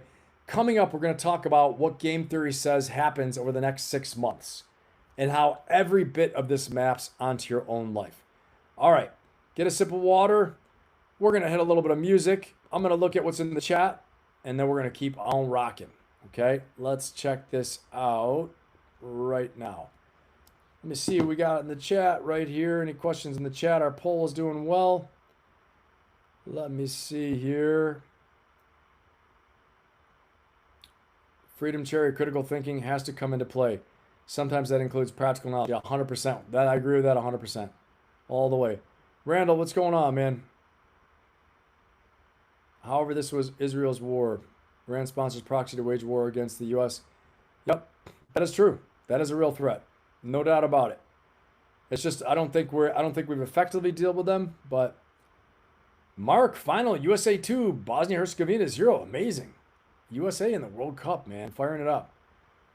All right, let's keep on rolling. Buff says North Korea hasn't. Right. And let's keep rolling. All right. We're going to hit our next segment right now. Don't forget to like, subscribe, and share. We're going to fire it up with a little bit of music and get ourselves rolling. I don't know what the song is, but we're going to play it. Ooh, yeah. Signal our next segment coming up. Clock strikes 12, the city's bleeding light. Got that restless fire burning hot and bright. We own the night. We own the night. We own the night. Yeah.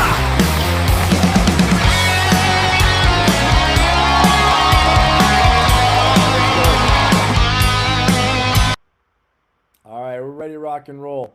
Give me a 1 in the chat if you are ready. If you're ready to rock and roll, give me a 1 in the chat, guys. Fire it up. That's right, Lady Ann.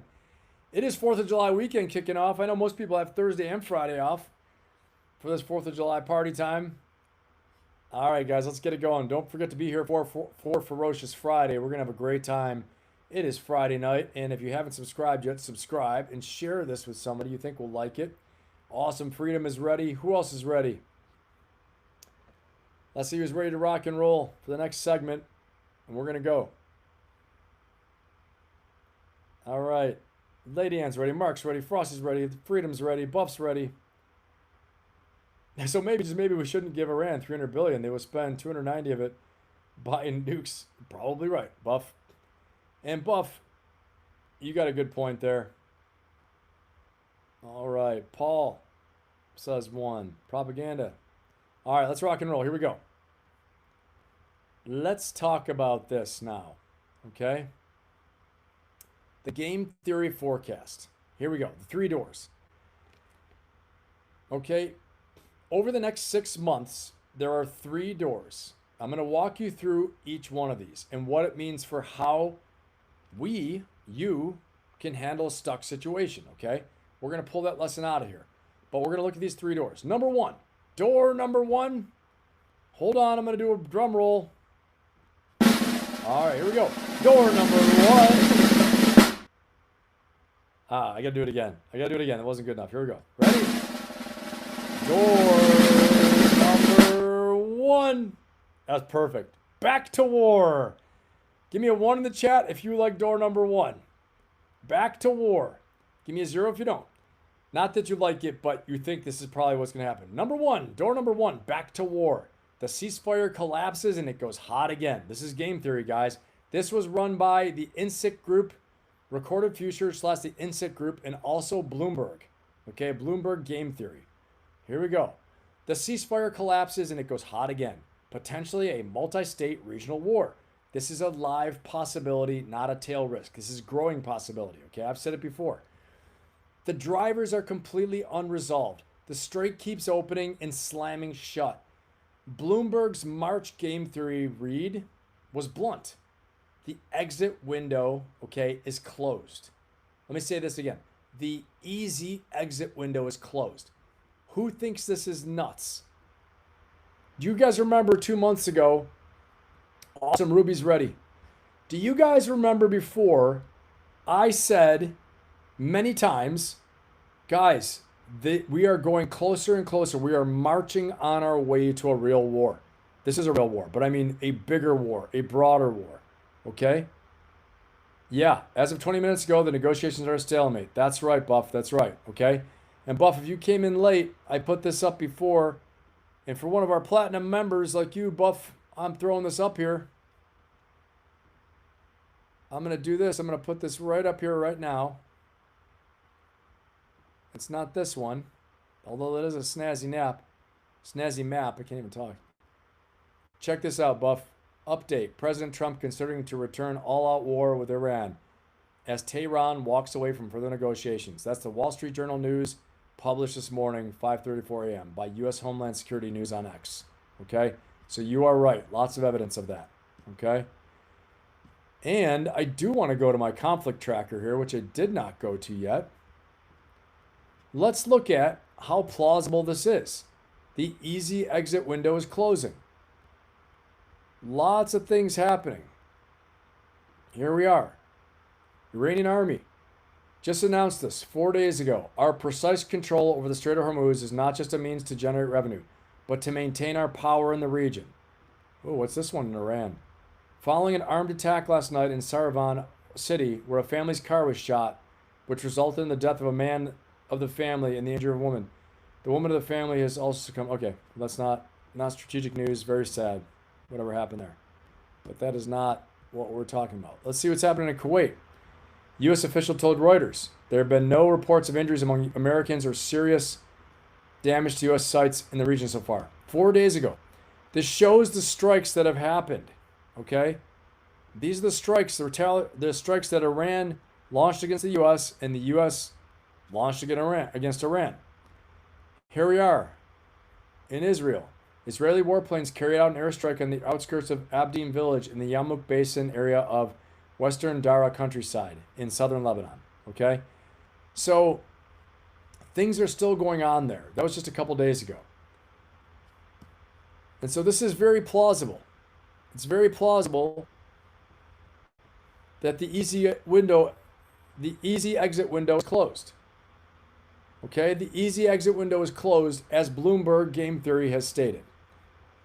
This is what they're saying, right? Let's look at this some more. Here's the game theory logic.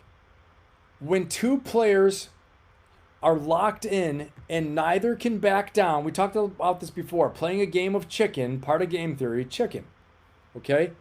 Two players are locked in and neither can back down without losing face, escalation becomes the path of least resistance. Do not rule this out, okay? Iran has nothing to lose. They have everything to gain by staying the course. All they need to do is put a black eye in the U.S., our reputation, and survive. They have no recourse.